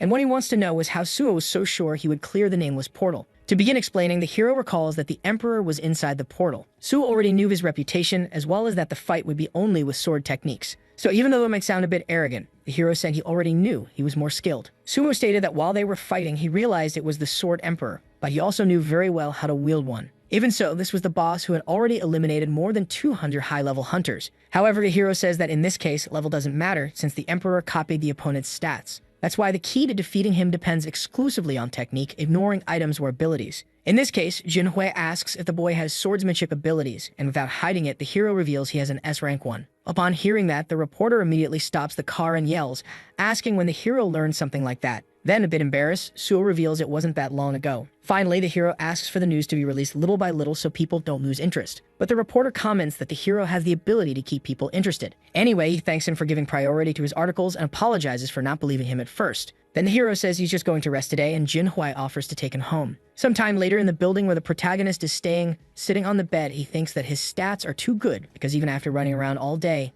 he doesn't feel tired. When looking at his status, there are still 7 remaining points, which are enough to obtain the benefit of union. In this case, all statuses except one must have a higher ranking, and all higher-ranked ones must have the same value. Thus, when the lower-ranked status is increased to match the others, there must be at least 1 extra point available. So, when all these conditions are fulfilled, the specific requirement for unlocking is met. This causes all the remaining points to be used to equalize the colored statuses. Suvo shouts with joy for having succeeded. Before, he didn't even know this existed and never thought to try, but in the end, it was better than expected. Therefore, the hero lies down happily while thinking that he will continue adjusting his statuses carefully to take advantage. That is until his peace is interrupted by a call from that girl in the quartet named Gubianwa. Then the hero answers calmly, asking how the girl is. With shouting, she says she already read the news and questions the hero's relaxed attitude. However, as he simply asks how the public is reacting, the girl asks to meet up. Suvo, in turn, declines asking to be informed by call, which irritates the girl since he still hasn't accepted the offer. But in case she doesn't want to talk, Suo also says he doesn't mind. As she wasn't expecting that, the girl settles and asks if they just need to do that now. Then Suo says he'll explain more the next day and asks for them to be at the Nexus Academy at 1 in the afternoon. However, as 3 of the members are busy during business hours,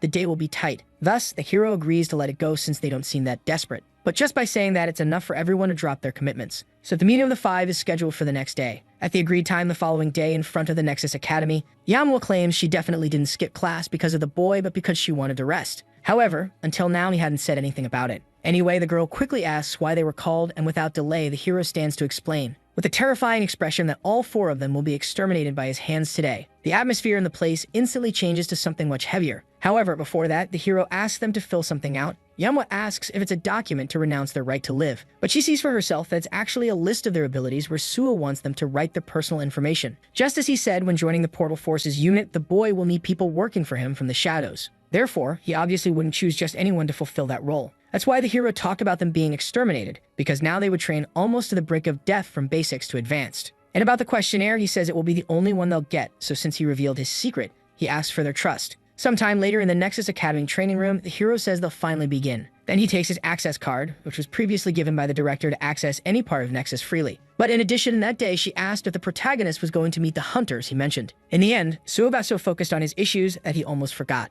But anyway, since he already asked them to go to the training room, the hero decides to begin the process right away. Through the guild's augmented reality machines, everyone is moved to Kunlun. And from now on, the hero says they will train whenever they have the chance. Since they are still below level 50, the protagonist thinks it will be easy to structure proper training. The training will focus on combat, as they must be able to escape from special forces who won't fall for the group's tricks, which Yahello disagrees with, saying they could plan the perfect strategy if given time. But despite that confidence, the fact was that the 4 had been taken down by Suho alone, and that's why they need to train to be able to protect themselves and others freely. With a snap of his fingers, the hero asks them to choose a weapon, saying the first lesson will focus on improving basic skills. Of all things possible, Manhwa asks why it has to be a sword, but the answer was obvious, as the protagonist has been called the god of the sword lately. That's why the 4 have his sword master too incredible to be using any other weapon. Suho warned that everything unrelated to swordsmanship was sealed and then asked them to try to kill him, because that would be their first objective. And this objective began with a swift charge from the protagonist and a flurry of blows that simply sent 2 of the 4 to the afterlife. However, Suho told the remaining ones that it wasn't time to be scared, and just as quickly as the first time, he eliminated the other 2. Since they were in augmented reality, all 4 came back to life in a panic. And now that they had already died once in training, the protagonist warned that they needed to start taking it seriously. And since the feeling of being cut alive had been anything but pleasant, everyone got into position, making Suo proud. Thus, he quickly jumped toward the 4 and told them to face him again. The hero taunted them, asking if they thought they would get their revenge that easily, especially since to him, even an old lady was faster. He first went after the delivery guy,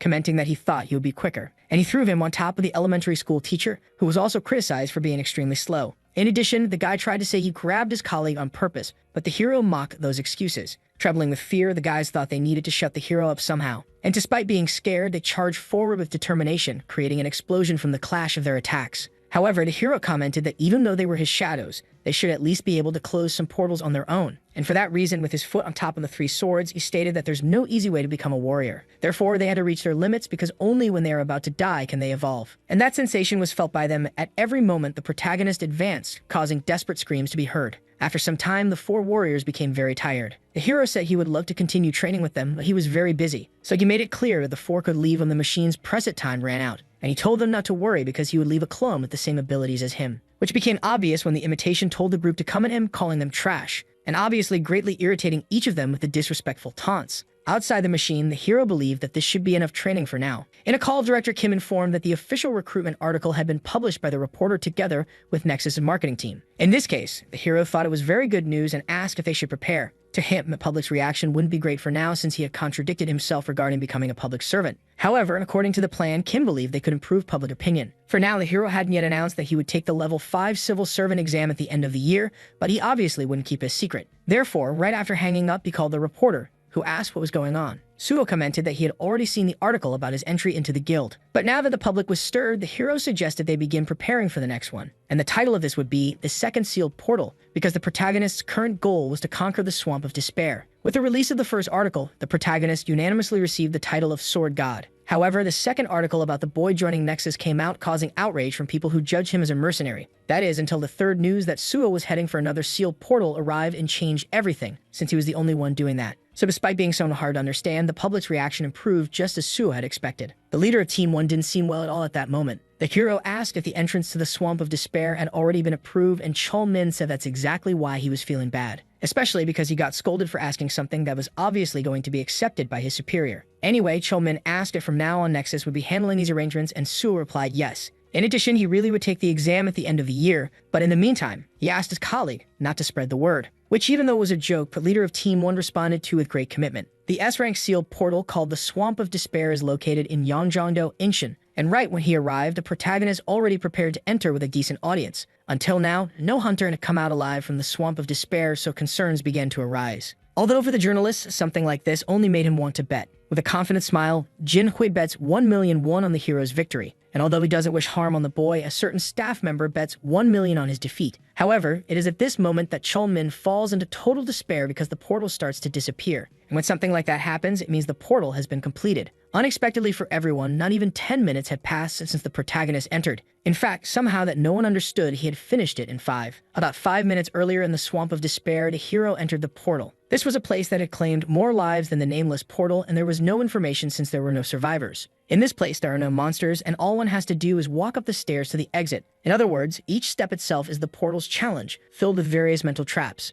which makes the strategy quite simple. Equip a rank as mental protection item or ability. Otherwise, anyone who steps on the stair is consumed by despair, becoming zombies beside each step. Due to lack of information, the portal was named the Swamp of Despair because people got trapped like in a swamp. But after the portal was completed, the description changed to explain exactly what it was. Either way, it didn't matter to the hero because as soon as the deep despair effect struck upon stepping on the first step, he remembered his absolute immunity to all negative mental effects due to his draconic blood. And along with his draconic armor, every time he climbed a step of despair, he was able to neutralize the effect. With draconic blood at the Swamp of Despair was nothing more than a walk in the park, and that's why he chose it as his second sealed portal. As he ascended toward the end, the number of zombies decreased, which meant that almost no one had come this far. But even if he completed the portal, the hero wouldn't be able to save any of them. In his past life, the hunter who completed this portal was called Ascetic. He had a great mental ability and out of pity, tried to bring the zombies out, but when he touched them, they crumbled into dust. Therefore, in the hero's case, the only thing he could do was pray for the souls of the fallen, and thus complete the portal to free them all from that eternal suffering. As always, the hero received many bonuses for being MVP,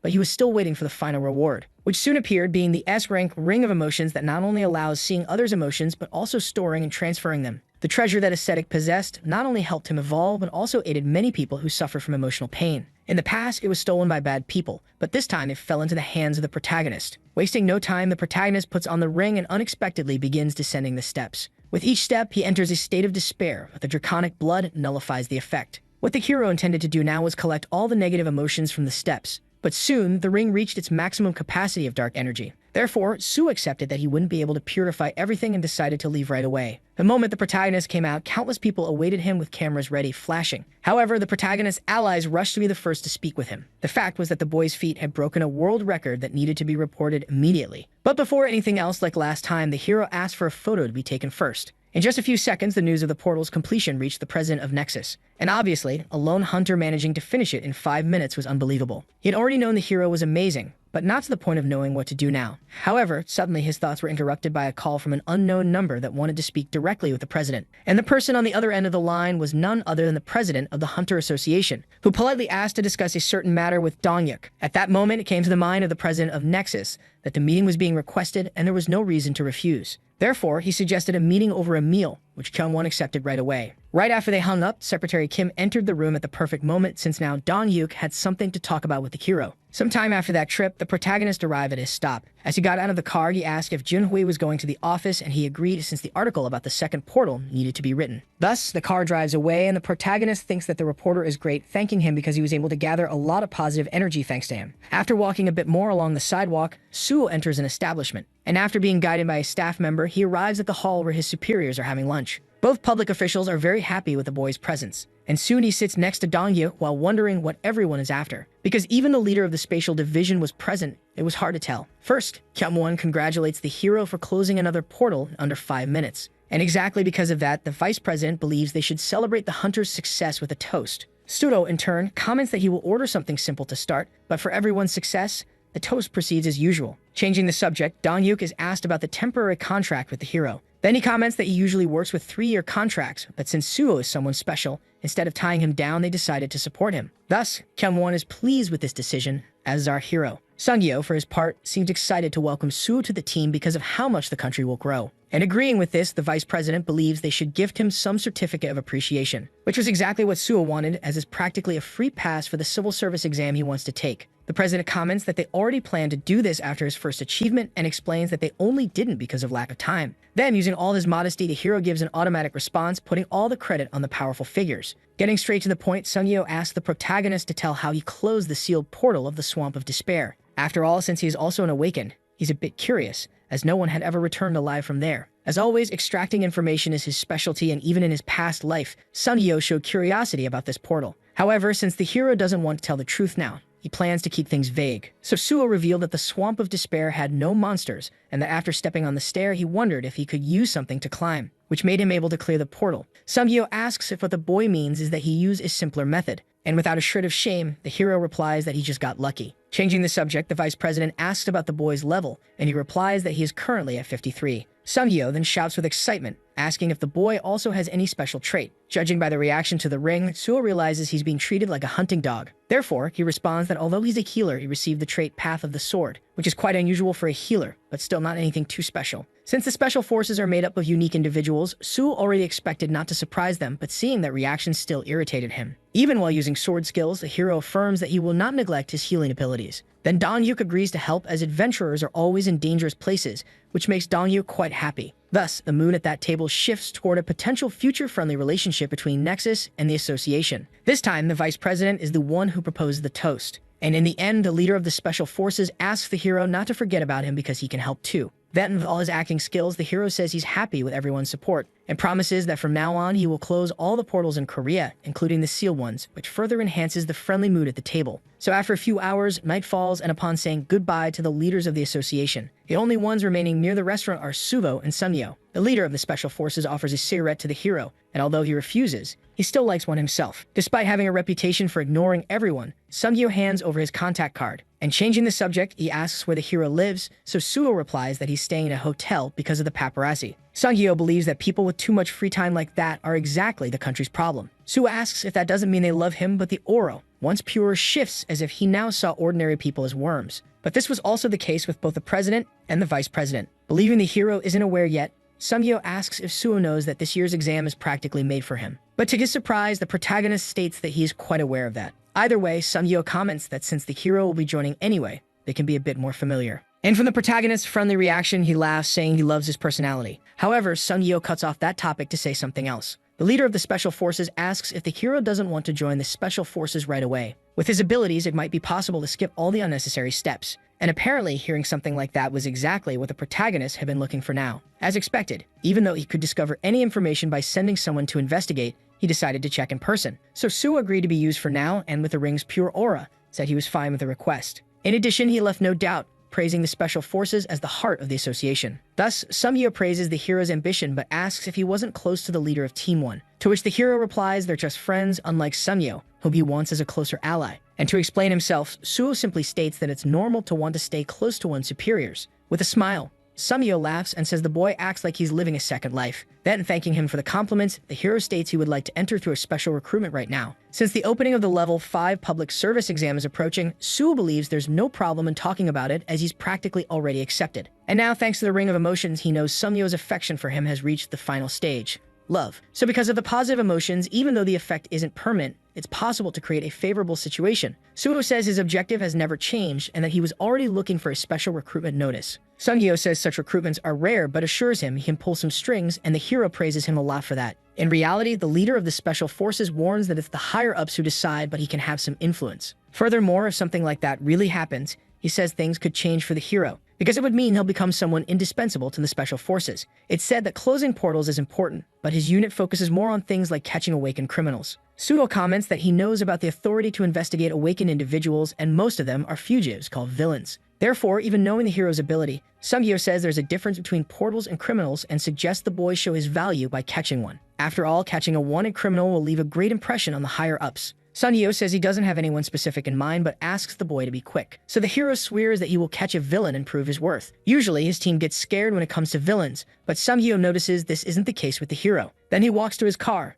saying he'll be waiting for his junior. In contrast to this friendly appearance, in the past, what Suo heard from Sungyo was nothing but mockery. The nickname Swordsman was practically the hero's name in his past life. Back then, Sungyo only called him properly when he became the Sword King. But this time, since he's already closed 2 portals, he's being treated well. And the hero knows that thanks to the Ring of Emotions, which at least makes him happy for securing entry with something as simple as catching a villain. The next day, in a building just like any other, the protagonist walks by quietly. Inside, there's a heavy amount of smoke with a den of skunks. And that's when, by activating his magic detection, he sees a group of people sitting there, which makes him realize he came to the right place. So from outside, even with a brick in his hand, he throws it, breaking a window and startling everyone inside. Obviously, with property damage done, they come out to confront him. One of them asks if the protagonist is some kind of crazy drunk. But with a sarcastic smile, the hero replies that he's neither. And he asks if they're the ones sneakily stealing cryptocurrency wallets. Su asks if Seo Gyewon, the guy they've been holding, is also there. Logically, all 4 of them can't understand how Suo knows all this, and even though they're scared, they believe they need to silence him. But since this conspiracy was pathetic to our hero, he decided to see in practice if they were capable of catching him, and if they were, he'd recruit them. Wasting no more time, he activates his Shout of Summoning. With that spear in hand, the protagonist throws it near one of them, activating the chain and causing bleeding. A bald guy, who is the bandit's partner, screams Jizone's name in desperation. Then the remaining 3 run toward the protagonist to avenge their partner. The first of them comes with sword attacks that obviously don't hit the hero. The second tries to attack from the side with a spear that apparently causes some damage. However, the truth is that it didn't even scratch him, and the blood splattered was actually just the hero's vampiric ability being activated. That's why it didn't take long for him to take down that blonde troublemaker, but he only knocked him out since he couldn't go further. In response to yet another of their companions being taken down, the sword-wielding warrior charges, but is also neutralized. The bald one who previously tried to intimidate the hero can no longer stand without trembling. So he tries to run, but his leg is struck to prevent his escape. And with that came a warning from the hero that they should stay still if they didn't want to get beaten more. With nothing left to resolve there, the protagonist opens a portal to subspace and sends them all inside. And so, exploring the interior of that trash-filled house, the hero finally found the person he was looking for. This was Seo Gyewon, who was injured and unconscious, lying face down on a table. After some time unconscious, the boy finally wakes up from that sudden blackout next to the protagonist. Obviously, he throws himself back, not knowing who is beside him. Then Suo introduces himself calmly to the boy. Gyewon instantly realizes it's the guy who always appears in the news but still questions what he's doing and where the bosses are. In the bibliography, it was written that they beat the boy and held him prisoner for half a year, so it was natural for conversation to be difficult. Because of that, the protagonist approached with the Ring of Emotions, which reacted to the target. And going against the boy's resistance, it began to absorb all his negative emotions. Suo asks if he's feeling a bit better already, but Gyewon doesn't understand how that's possible. The hero then says it's just an effect caused by an ability to stabilize him. Very scared, the boy asks if he's going to prison now, but the protagonist replies that everything Gyewon did was because he was forced to. Sugo never imagined that the famous meteor would be like this. Gyewon, in turn, asks how the boy knew he was there since Suo isn't even part of the association yet. Then the hero responds that he used a prediction ability, but the real reason he's there is because he wants Gyewon to join his journey. Gyewon, of course, sees himself as someone who can't help, but the hero reminds him that he's the only one in the country with the digitalization ability. Among the traits that exist in this world, this is a cyber-type ability that transmits the player's consciousness into the digital world. So far, there are only 2 people with it, and no one knew how powerful it was until Overload appeared. Besides the boy, that person discovered how powerful digitalization could be and cause chaos in the world, able to control any system. Even though the world had changed and the player system was created, society still used the internet, and the person who sacrificed themselves for everyone was Gyewon. A year after escaping without leaving a trace, he gave his life to eliminate Overload, which earned him the nickname Meteor. And the news only came to light because of a left-behind bibliography. But this time, those events haven't happened yet, and Suo intends to take advantage of that. Being very honest, the protagonist explains everything about the destruction of the world and that he can't stop the tragedy alone. Naturally, the boy trembles in fear like never before with this proposal. So once again, the Ring of Emotions reacts to the target and absorbs all that dark energy. Gyewon couldn't believe that someone like him would threaten the world or that he would ever escape. But now he believes he might need to help the person who saved him from this place. Having knowledge of his own abilities, the boy is aware that if this power falls into the wrong hands, it could cause immense chaos. Therefore, even not knowing if he'll truly be useful, Gyewon says he will join the hero, leaving the protagonist proud that the boy is the same kind-hearted man from the bibliography. With nothing more to say, the protagonist thanks him but invites the boy to eat something. Gyewon makes it clear he has no money, but in addition to saying it's his treat, Suo brings him shoes, and explains that using the same prediction ability, he knew about the things Gyewon had gone through. In this way, tears begin to form, and as the hero leaves the place, Gyewon lets out all his emotions. Sometime later, the meal between the two finally happens. Gyewon apologizes for eating so fast, but the hero doesn't seem to mind. Changing the subject, he asks if he can ask a question, and the hero agrees without any problem. Calling the protagonist Hyun, just like his friends at the orphanage, he asks why Suo chose the association. After all, with his prediction ability, it might be more beneficial to create his own guild instead of being limited by the government. Suo, in turn, explains that regardless of how big a guild is, it can't surpass public authority. Therefore, he says he wants to prevent the destruction of the world, but also minimize the damage. And he promises that he will make sure nothing like this ever happens to Gilwon again after he joins the Hunter Association. Anyway, after the thanks, the hero gets up so they can deal with Gilwon's past. Basically, what the protagonist suggests is a visit to the boy's former captors. And although he's confused at first, when the reunion finally happens, the thugs beg for mercy, because this becomes a moment for Gilwon to return all the mistreatment he suffered. So despite their attempts to apologize, the boy keeps venting his anger. And in the end, he asks the protagonist to heal him once more, which he accepts even though it's already the 7th round. According to the bibliography, Gilwon continues to suffer for a long time for not having overcome his past, so this was a strategy. However, it didn't take long for a certain card to appear, and from it came the leader of the special forces, asking if it was the protagonist who did all this. Surprised by the visit, Suo comments that he didn't need to come, but Sunjio refers to the hero as someone special. Anyway, it's clear that the people on the ground are the said villains. Still, Sunjio asks what happened to them since they don't look very injured, and the hero replies that he healed them just in case. Hearing something like that makes the leader of the special forces burst into laughter, so the protagonist apologizes. But that had been a compliment because as long as the criminals didn't die, some disciplinary measures were allowed. Sunjio says he only doesn't go further because of human rights. But changing the subject, the focus shifts to the boy with the cybernetic trait who was used to commit the crimes.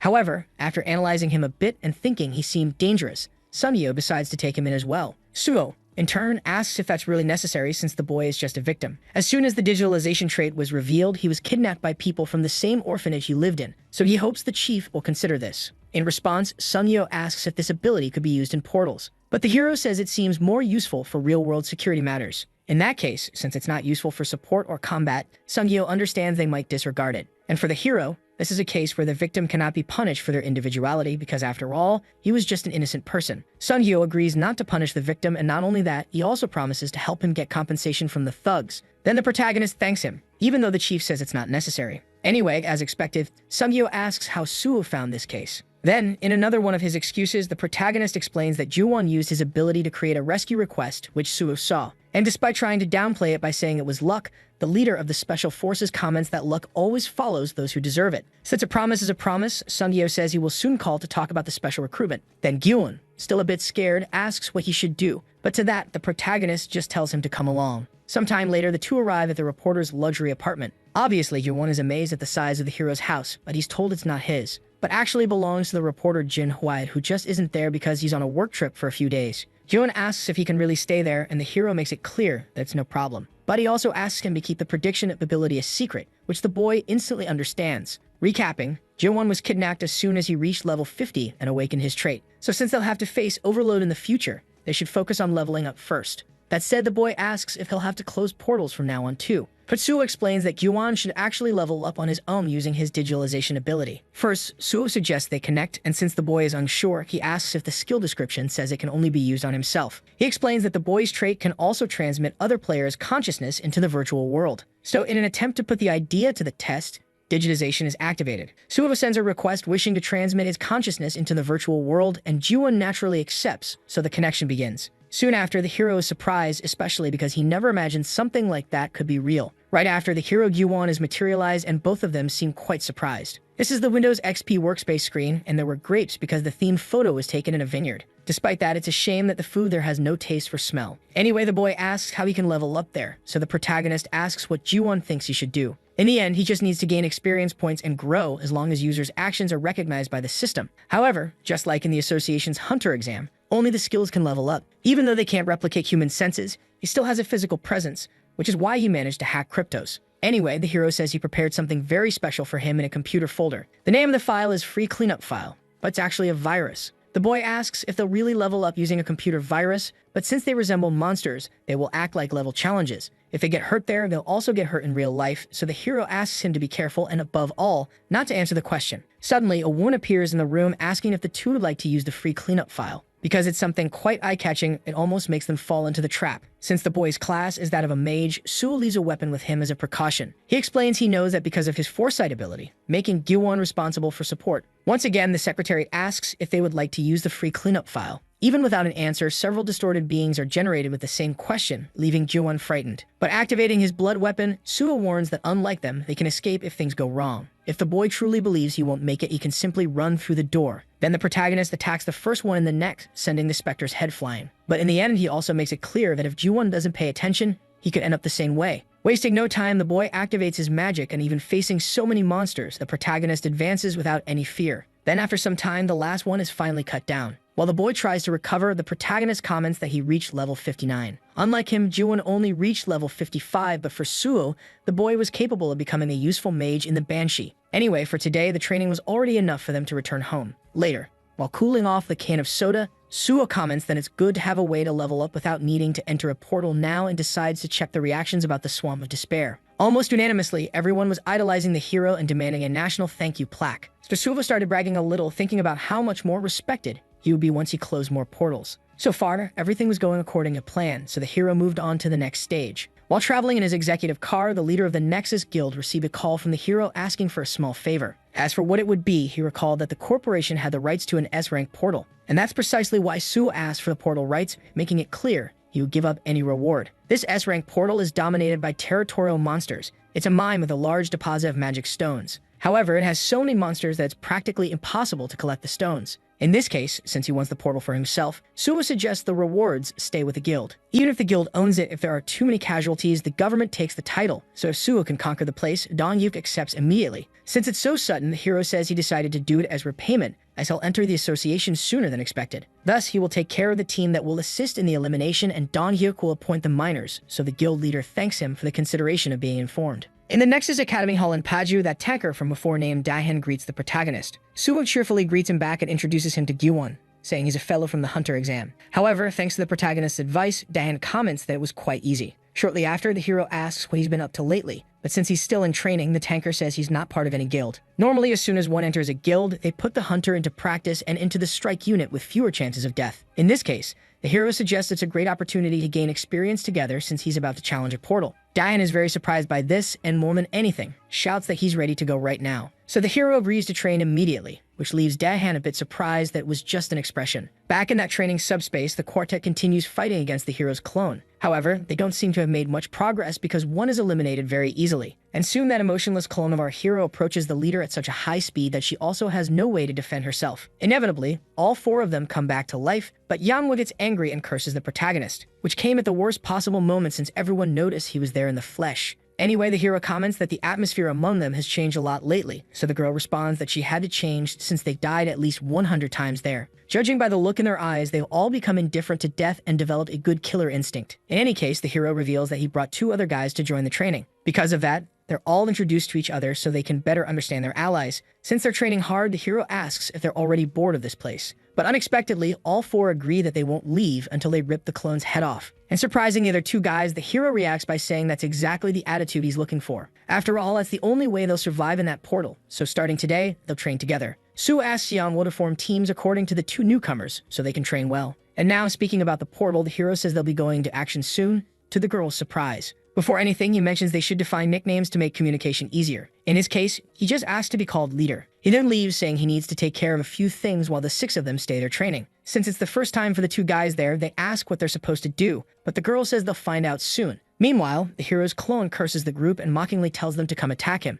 Then Dayan comments that he's very different from what he imagined, and Yanhwa just gets more and more irritated. Sometime later, the hero's taxi stops as they are already near the outskirts of Paju. Despite everything, he accepts it since he knows cars can't go very far. Activating the Mew Mew ring, the S-rank Colorless Solitude is activated, lowering the boy's presence. These are the outskirts of Paju, which were once called the Land of Gold. It used to be a very prosperous region, but due to constant portals and a lack of hunters, it became a dump. These damn portals didn't just destroy this place, but caused the whole world to fall into misery and vice. So once again, the hero remembers his commitment to clear the portals as fast as possible, but even a dump like this has its uses. And ironically, in a region rejected by people, there is a place that welcomes a few. From inside a gate, a man asks who it is, and the hero responds that he wants to buy a mine. He then deactivates Colorless Solitude, revealing his identity as a hunter, to the man's surprise. Quickly, He opens the gate and, inviting the protagonist inside, asks him to take a seat. Since they're not open yet, the man asks if it's the boy's first time there, but he responds by asking if it's uncomfortable. In this case, if it's uncomfortable to wear a mask all the time.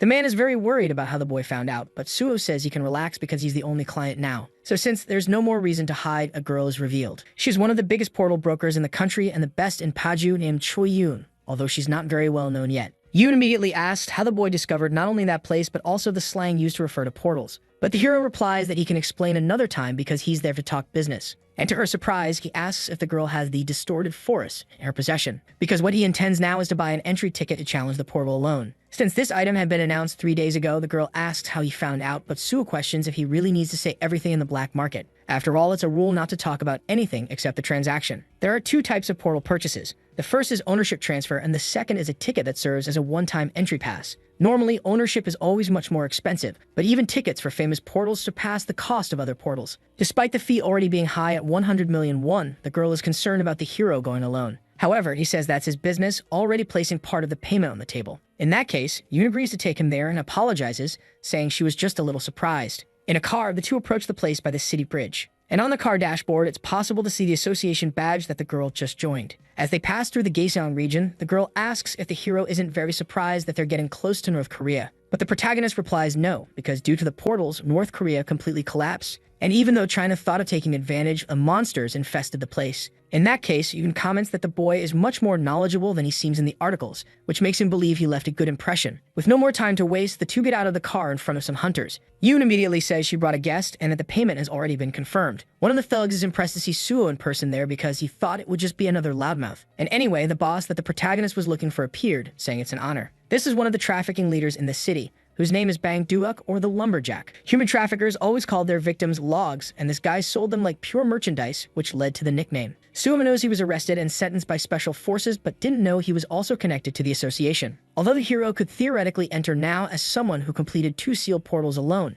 Duok believes they might end up at a loss since they only sell tickets because they know no one can clear it. This was already expected by the protagonist, who knew the criminal's personality. However, Yoon intervened, asking if Duok was really trying to raise the price right in front of her, and made it clear that she wouldn't let a little game like that go unnoticed. So since she's a true member of the association, not even Duok can act greedily, which in the end was good for him since Suo was ready to act. Without discussing anything else there, Yoon calls the hero to go straight to the entrance, and makes it clear that she'll be by the boy's side the whole time for his safety. Mercenaries are the type that ambush those who enter and complete portals, so to prevent that, brokers need to be strong to guarantee the client's safety. Anyway, Duok comments that it's best to see in practice who Suo is to have such confidence, and he's really curious to see if the boy will be able to finish this one too. The portal of the distorted forest has the entry condition of up to 8 people with a maximum level of 99, but our hero enters alone without any problems. He never thought he would see this forest in his life because even in the past, it was a place he never visited. However, he came there intending to get an item that a certain famous person once obtained. With his full concentration, he activates mana detection, making his energy spread through all the tree trunks.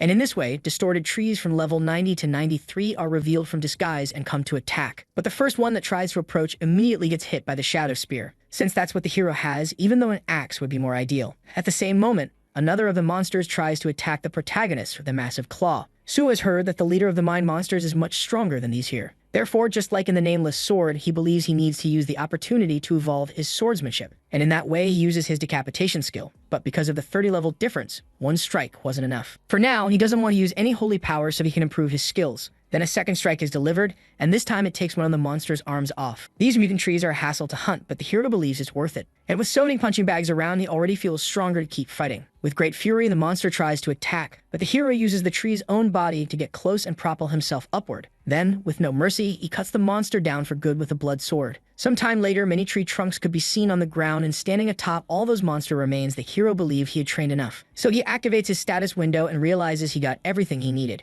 But a message from the system appears saying that the Light of Healing reached a higher ranking. Thus, the skill is upgraded to its superior version called Cure. Up to level 40, skills are received, and at level 50, they go to rank A, until at level 60, they evolve further. Then at level 100, the hunter can choose the final class they will follow. Descending from atop all those trunks, now that he had cleared the area, it was almost time for the boss to appear. In a nearby river, the outline of a being could be seen from afar. On its head were horns like a deer's, and its eyes glowed with energy. This was the ruler of the Dark Forest, level 100, named Malayan. Finally, the protagonist will face a 1-star monster. It is said there are several ways to classify monsters, but everything below level 99 isn't considered. Starting from 100, they gain 1 star per 100 levels. In this case, Malayan is the first star-rated monster the hero will fight in this life. Taking the initiative, the monster comments that an unwelcome guest has appeared. But in response, the hero calls him an intruder, saying he doesn't want him in his city either. But he knows it's not like the monster knows anything, since he's just a creation of the system. Quickly, shadow summoning is activated along with holy power, and in the end, the hero throws the spear without caring about the details.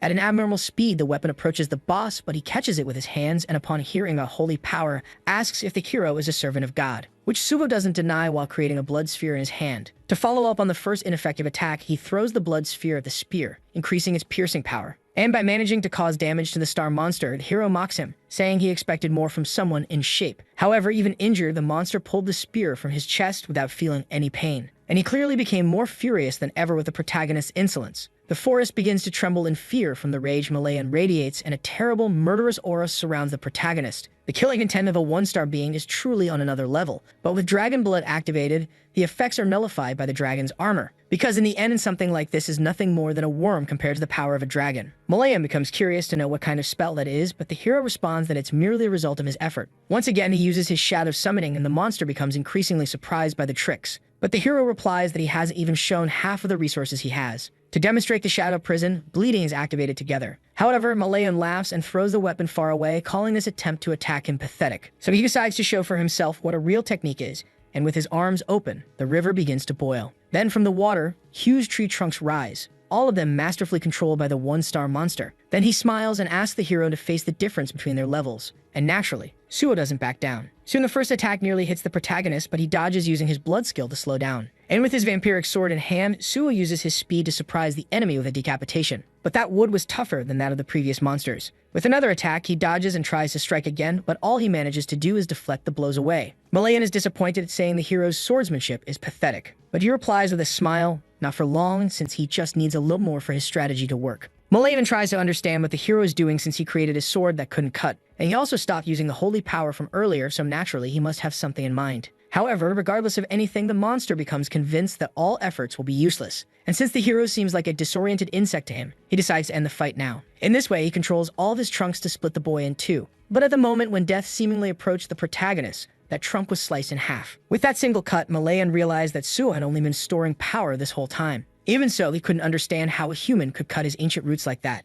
But Suo kept going full force, saying the main course was coming. The reason he had used decapitation so much was to prove his proficiency, since when the system determined that a skill had reached a certain level, it recognized his understanding and then evolved it. As expected, the system announces that the boy's comprehension with the sword is greater than anyone's in that skill. So it absorbs the decapitation and evolves it to rank S, making it capable of cutting even steel. In addition, the will of the nameless sword within the guardian's sword responds to the evolution of his swordsmanship. And so the system begins updating the information until it congratulates the hero for becoming the successor of the Void style. Unable to tolerate all this buildup anymore, Malayan sends more roots toward the hero. And this time, all of them merge into one, which becomes larger and more powerful. But now the hero is no longer the same and splits it in half using just the first strike of the Void style, called Steel Slash, leaving the monster worried while trying to understand what kind of spell Sugo is using. But once again, Suo says that everything he has is simply the result of his effort. And since things are about to get more fun, the hero tells the monster to get ready. When the hero first created the Guardian's sword, he thought it was the pinnacle of swordsmanship. But he quickly realized it was just one more style, and because of the many supernatural beings in this world, it wasn't possible to deal with them using only human swordplay. After recognizing the existence of the nameless sword, the first non-human technique the boy learned was the first form of the Void.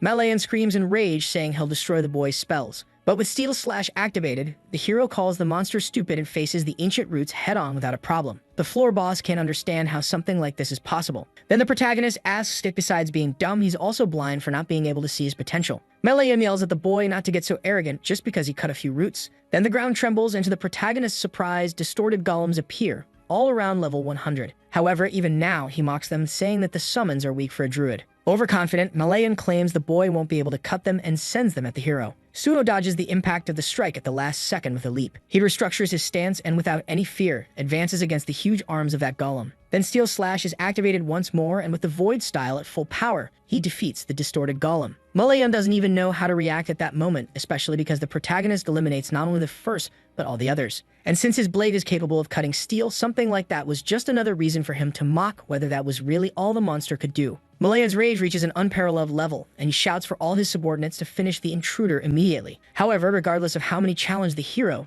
the result remains the same. The waters shake with the shock of the warrior's strikes, and Malayan still can't believe what he's seeing. Meanwhile, Suo laughs, knowing that his opponent is already at his limit. Thus, he pushes with all of his strength from his feet to finish this once and for all. In an instant, the protagonist appears in front of the monster, slicing through the roots that protect him. And without wasting time, he kicks Malayan in the stomach with full force, sending him flying into the river. Obviously, the monster becomes furious at a level he has never experienced before. However, at that moment, he doesn't have time to hold onto his pride because Suo continues his assault. And using the chain of the Shadow Spear, he successfully binds his opponent. Since by this point in the fight, Malayan is already tired enough to break free from this trick. Then, with nothing more the monster can do to defend himself, Suo delivers the finishing blow. And so the hero's first one-star boss in this life is defeated, turning the distorted forest portal into a completed portal. Once again, the MVP is Suo, who earns extra rewards and levels up, receiving bonus attribute points in all stats. In addition, in the end, he obtained the Orb of Domination from the corrupted ranks as Druid. Malayan was known as the Corrupted Druid, and his power of domination led to his expulsion from the forest where he was born, taking with him those he drove insane. From all of this, the hero knew that although the Void Style was important, this orb was even more crucial for the next portal, and in any case, it was time to return. Outside, everyone realizes that the portal begins to disappear, which means Suo managed to complete it, but it's still hard for everyone to believe. The portal's level was rank S, and because it allowed only a few participants, it was Duok's Golden Goose, bringing him plenty of fees. But now the bald man had to deal with the idea of losing all of it to Suo. In the end, he had invested a lot in it, and the hero basically ruined his business. Therefore, unwilling to let this go unpunished, Duok ordered his henchmen to prepare. Yoon, on her side, asks if the man really intends to go through with it without considering the consequences, and he really would have agreed if he hadn't been attacked from behind by the hero at that exact moment. To his surprise, in an instant, that mercenary falls to the ground. This was the same moment the protagonist emerged from the portal. So, walking slowly while collecting blood with his vampiric skill, he asks if they started the party without him. All the mercenaries, without exception, lose any desire to fight for obvious reasons. Then one of them comments that the boy can go now because they won't bother him anymore. However, the hero now kindly asks them to return the fee he paid, using the excuse that this is a punishment for breaking the rules, and since everyone wanted to stay alive. Suo about what he asked for some time later, back in the car on the return trip. Yoon thanks him, and the hero understands the reason for the gratitude. But instead of simply accepting it, he asks for a favor next time. In this case, the girl remarks that he has quite a sharp tongue with a hint of concern. In any case, Suo asks her to give him her contact number because he'll call her soon. And so when the trip ends, the hero says goodbye, thanking her for the ride. But maybe what he didn't expect was that Yoon would think of him as someone much better than she expected. A few days later, at Nexus Academy in the early morning, an executive car arrives at the entrance. Facing the place, many people ask the leader what they should do, and being Suo the leader, he says he'll explain everything when they arrive because they can't keep the boss waiting. Thus, the group of 6 people trained by the protagonist departs with him toward the Miner's Island. In the remote region of the portal, surrounded by thick metal walls, an executive car arrives at the location. From there, Dongyuk thanks the hero for coming, and Suo thanks him for the ride. In any case, it's said that this is the Miner's Island, where they built this facility to temporarily suppress energy, as requested. Apart from the hero's team, all the personnel brought are part of the mining crew. In this case, the hero decides to enter so they can begin with a briefing. In a direct speech, it's said that inside the mines there are mining kobolds that can be scared off to collect the magic stones and defeat the boss. However, the president's secretary is surprised that it's just that. In any case, the hero replies that the reason there isn't much information is because he will take care of the boss alone, and finally makes it clear that all profit from this portal will go to Nexus alone. Then a handshake happens between the hero and the guild president. Suo tells the mining team to stay behind them at all times. And with nothing more to say, the hero asks how his colleagues are feeling before entering the first portal. But since none of them seem to be enjoying themselves, he tells them to stop being dramatic. In any case, Suo warns that they'll need to conserve energy, Daihan will handle the rear guard, Jiwan will provide support, and the others will follow the hero. However, it's said that the focus will be protecting the miners, and unlike the simulation, everyone could die from any mistake. And finally, the portal opens so the challengers can enter. The Miner's Island has a maximum entry capacity of 56 people, and its information starts loading. Right as he enters, the hero pierces a kobold he sees in front of him and instantly charges toward another with a blood weapon, which is also capable of successfully piercing the monster. By draining all that blood, the hero plans to store some while he can, since there aren't many watchers around.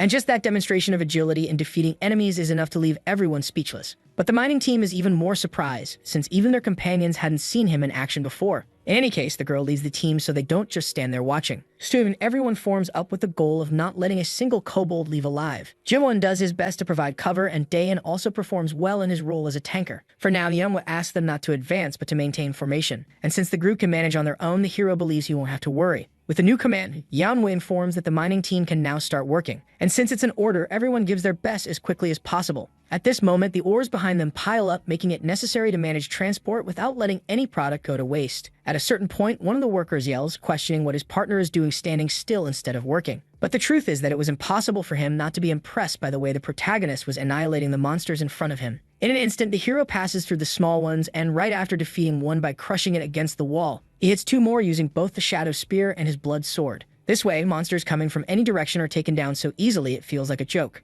And as the protagonist's stance remains as imposing as ever, both the miners and some team members begin to understand just how amazing the boy is. But the miners get even more excited, to the point of wanting to give their best just because they can be at Suo's side. While walking casually, the hero notices something. Yeonwha informs that everyone is already gathered there, so the protagonist asks if they can see the divider. It is said that the reason Nexus abandoned this place is because the kobolds surround everything like a hive, so the suggestion to split up arises. However, unexpectedly, the hero announces that he will go that way alone. After all, one advantage of having lived 2 lives was knowing the boss was right there. With the steel slash activated, the division is destroyed entirely with a single attack. This time, everyone's surprised at the hero being able to cut through solid stone like paper is clear. Since he made a small opening, the hero comments that he will go left while they stay there to handle the right. At first, he thought of sealing it off completely, but that way they wouldn't gain any experience. However, regardless of what happens, Suo makes it clear that they must not follow him. And in advance, he warns that he'll be gone for 12 hours, so he asks the group for patience, something Yeonwha agrees to since there's no other choice. For this portal, the hero believes he'll need to act for at least 12 hours if he wants to get everything he came for. So that's how he says goodbye to go face the boss alone. Since the hero himself blocked the entrance, the question is raised whether he'll be okay and if this could be a test.